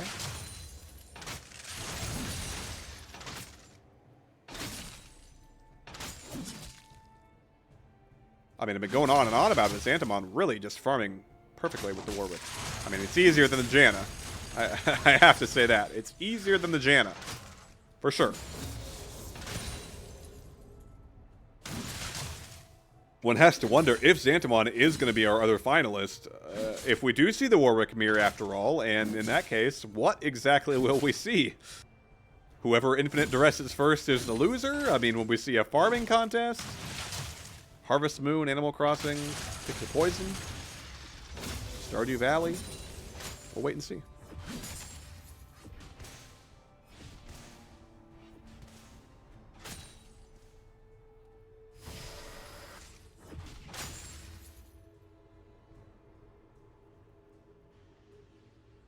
$18 now the CS difference in favor of Xantamon. It'll continue to build. Zagram's going to find an angle. I don't see an execute happening either.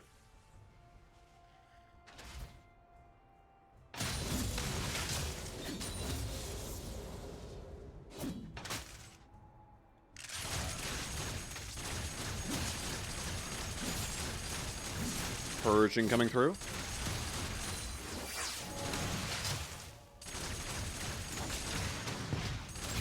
There we go. Disdain is down.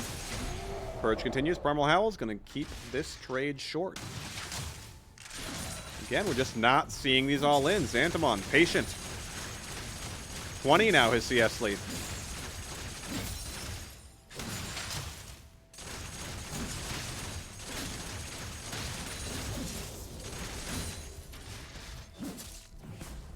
And while there's still a fair bit of League of Legends to be played in this game, we assume, one has to wonder if we're not headed to a game 2 with a Xantamon victory, because even with this poke, I mean, it doesn't stick on the Warwick, and the CS lead just keeps growing.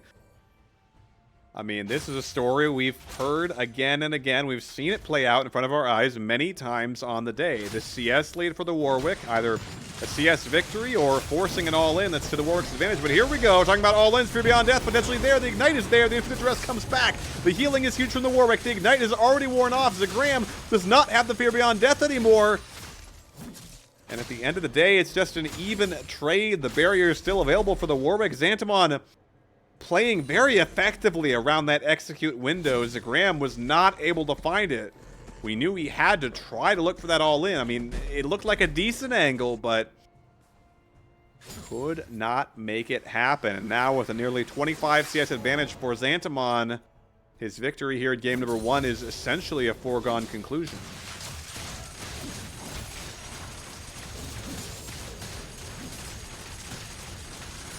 Zagram really pushing hard with the Purge here. I think he wants the wave to bounce back towards him if at all possible. Xantamon's been manipulating it so well, just keeping it near or under his turret the entire game, which is such a nightmare for the Urgot.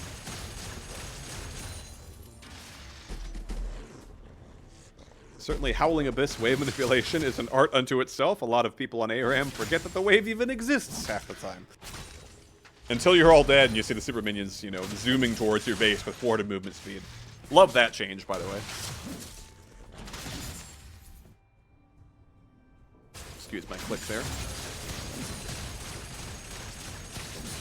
Zagram down 30 CS. Xantamon has just about secured his victory. Here comes the Fear Beyond Death. Zagram's got to find the kill. The healing is there. The Infinite Duress is coming up in a few seconds. Purging. The Jaws of the Beast, though, is going to turn this fight. Zagram is in trouble. The Ignite is coming up in a second. He's on the run, but one more Jaw will take it. Xantamon with the win in game 1, and we're headed to game 2.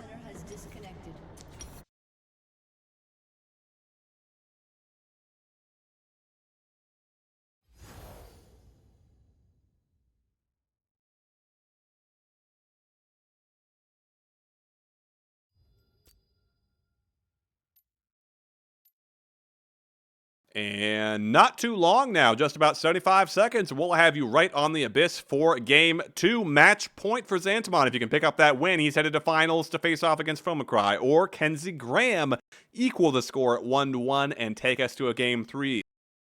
Little trivia, if you will. Every single series Xantamon has played in this Æsir 1v1 Zaun edition has been a 3-game series.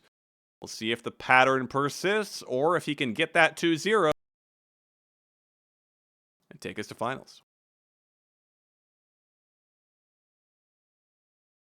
I didn't get a chance to see this time around what champions we had picked, but I do wonder if it's not just going to be the Urgot and the Warwick again. I mean, there's definitely no reason for Xantamon to mix it up, but Graham, again, has shown the willingness to adapt.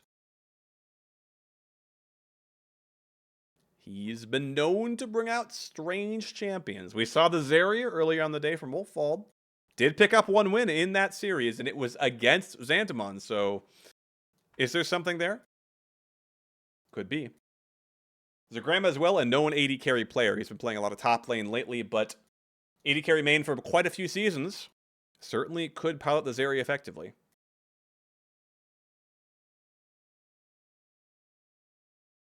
Well, let's find out as we hit the abyss here for game number 2. Oh! I do believe, sadly, we have an error. It seems that we have perhaps left the game here at game number 3 early.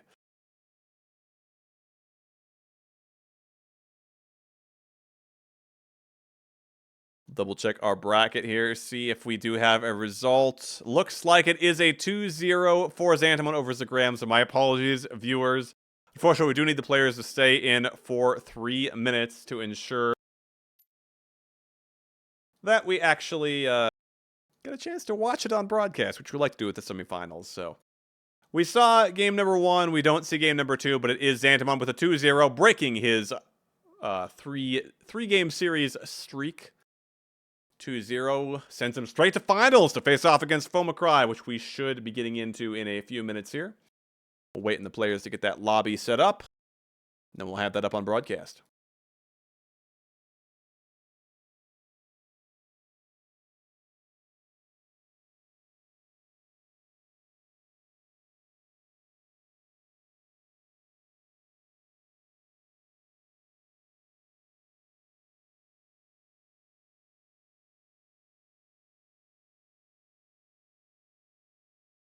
Looks like lobby is being created right now.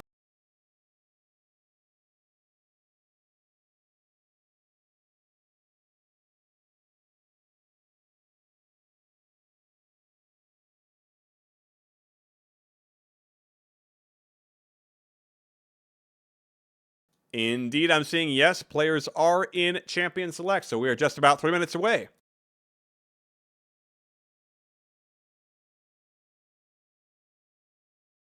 Should be a good one.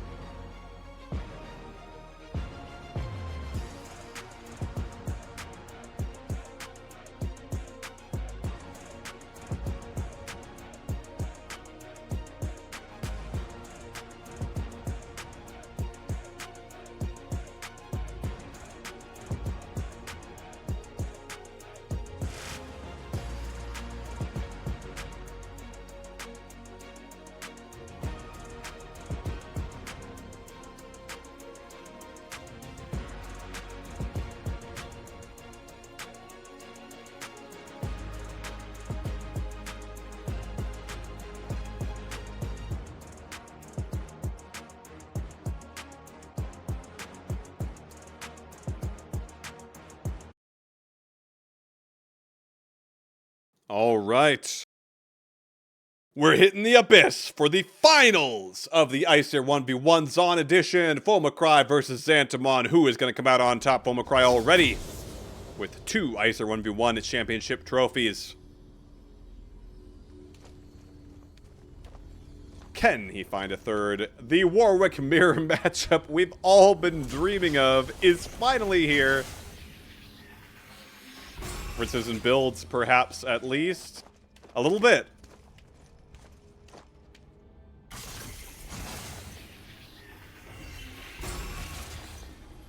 Bramble Vest, Dagger, and Cloth Armor here for Xantamon. So a lot of armor coming through. 51 bonus armor, 47% reduced damage.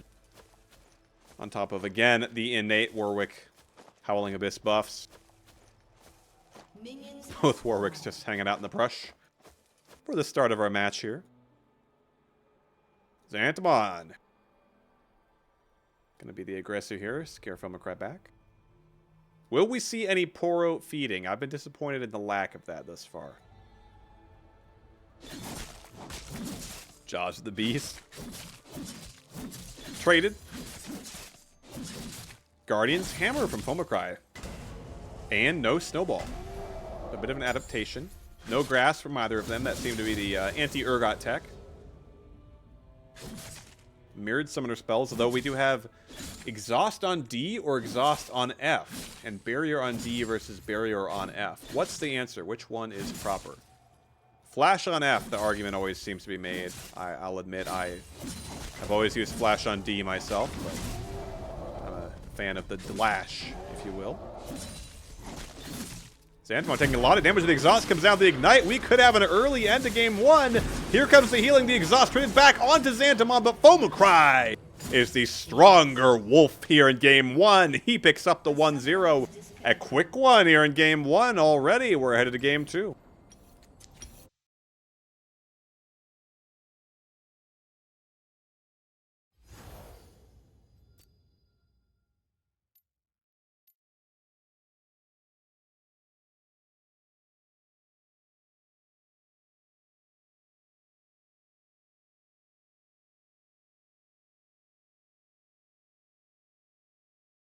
And we're about 2.5 minutes away, of course, with our spectator delay. So I will be right back. And we'll get into game number 2. Fomacry with a quick victory there in game number 1. But he'll need 2 more in this best of 5 series if he wants to take home his 3rd consecutive title. We'll have to wait 2 minutes to find out if he will take us to match point or if Xantamon can equalize things 1-1.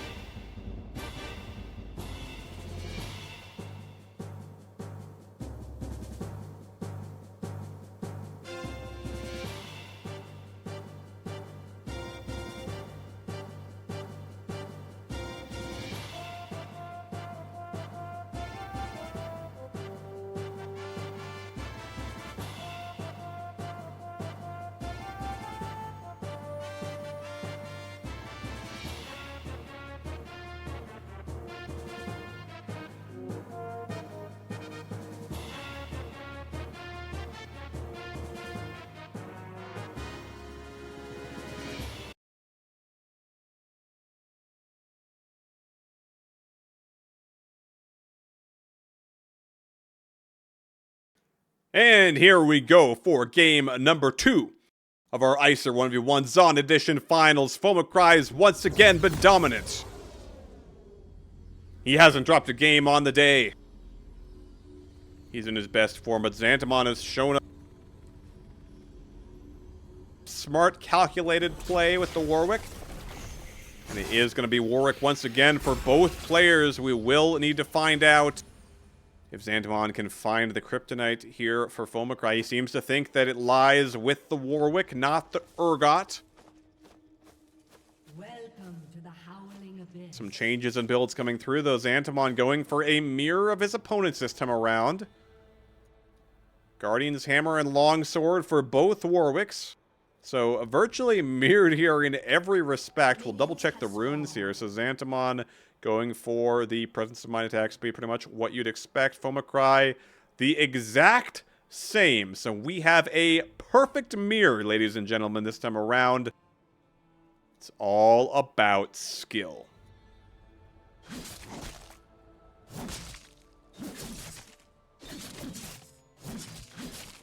Both Warwicks set about tearing through this wave, but the question is, when will the all-in come? Already trading the jaws of the beast. A lot of damage, a lot of healing. Here comes the Primal Howl from Fomacry. It's going to come first. Xantamon's is not going to find anybody. And now the exhaust comes down again and all-in. Exhaust there onto Xantamon. Fomacry trading back. He won the first all-in. He's looking for another one. Jaws of the Beast and one more auto attack are going to find it. These are some fierce, bloody, and quick games. Not what we've seen throughout the rest of the day, but Fomacry wants us to finish up early. 2-0 match point. Fomacry wants one more trophy. He just might get it. Game number 3 coming up in a few minutes.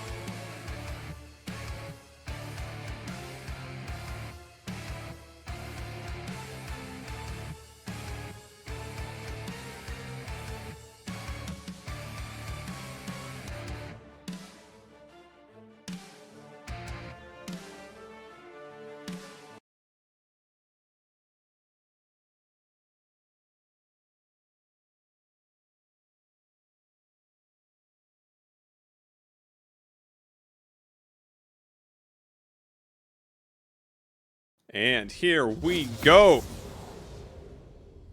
Game number 3 match. It's been quick.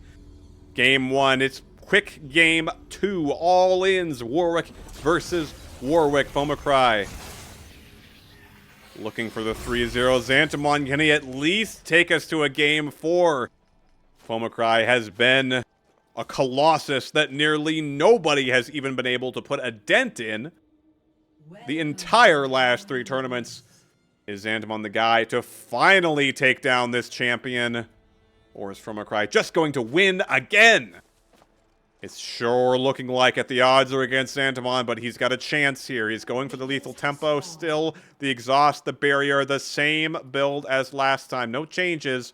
Fomocry, though, this time around, same deal.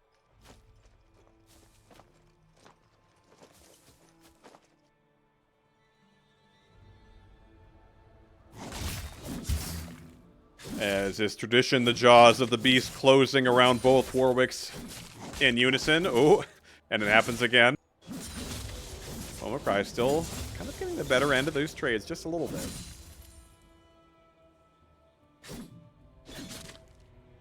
Have to keep our eyes on that level 6 potentially, but these have been ending very early. The calm before the storm right now as both look for the level 5. A couple more minions should do it. Fomocry with the push. And he does have that 5. Xantamon's going to pick up that health relic. Gotta be careful with the jaws of the beast. You don't want to take turret shots there. And Fomocry will do exactly that, but he's okay. A lot of life still with the Guardian's Hammers, so they can afford to do this. But still Fomocry getting the better end of the trades just a little bit. Big CS lead being built up, but the minion wave is going to crash. Xantamon's been very good about farming. Been talking about it all day. But he hasn't had the opportunity. It's been Fomocry forcing these all-ins. No opportunity to build up those CS leads, and it is Fomocry with the CS lead for himself thus far. There comes the Primal Howl first for Xantamon. It is going to go onto both Warwicks, and at the end of the day, we are dead even. But the health bars are slowly going down. The potions are being chugged, and they are all gone for both players. 19 to 13 is the CS score right now, but Xantamon's got a minion wave to pick up. Should just about equalize things, and Fomocry's on the retreat. Picking up that health relic. Xantamon's got one of his own that he may just want to grab, but I think he wants these minions too. Fomocry certainly the healthier of the two right now. Xantamon making sure to last hit as best he can. Oof.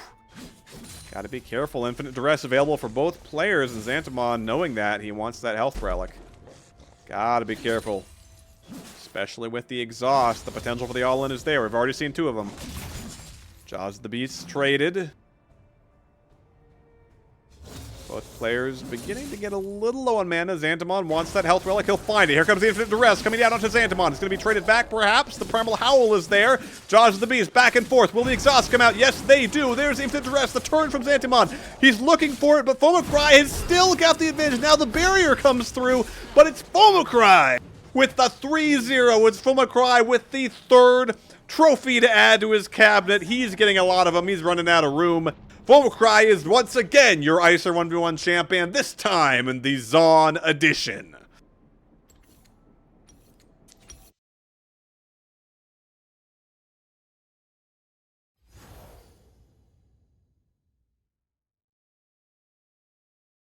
We saw a lot of champions on the day. The bracket is on your screen. It was a 3-0 in the finals, a quick one. Fomocry is ready to go to bed, perhaps, do something else, I don't know.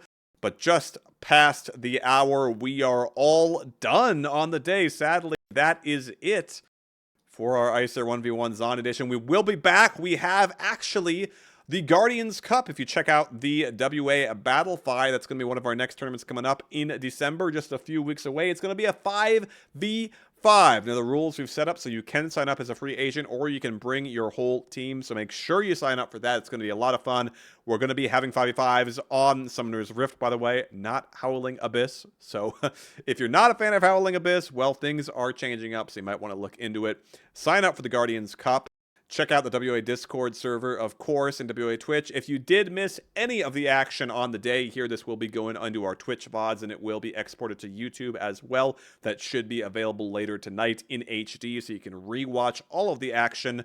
We saw a lot of interesting stuff. We saw some Urgot, we saw some Zeri, we saw some Ziggs and Janna even, but at the end of the day, Fomocry set the pace with the Warwick. And he was the Warwick champion. He was the Zaun champion. He is the Æsir 1v1 champion. Fomacry is the victor for the 3rd tournament in a row. With that, that is going to do it from me for our coverage for WA on the night. I've been Vesper providing play-by-play commentary and broadcast production. Thank you to Foldmouth for organizing it. Thank you so much to all of our players for participating. I do hope you stick around on the WA Discord. We do play League of Legends for fun rather than for RP from time to time. You can always ping the League of Legends players, LOL players role at any time to find some buds to play with. So I do hope some of you stick around and do that, or sign up again at our Battle 5 or our future events. There will be more. With that said, good night to all of our viewers and participants. Thank you, and we will see you next time.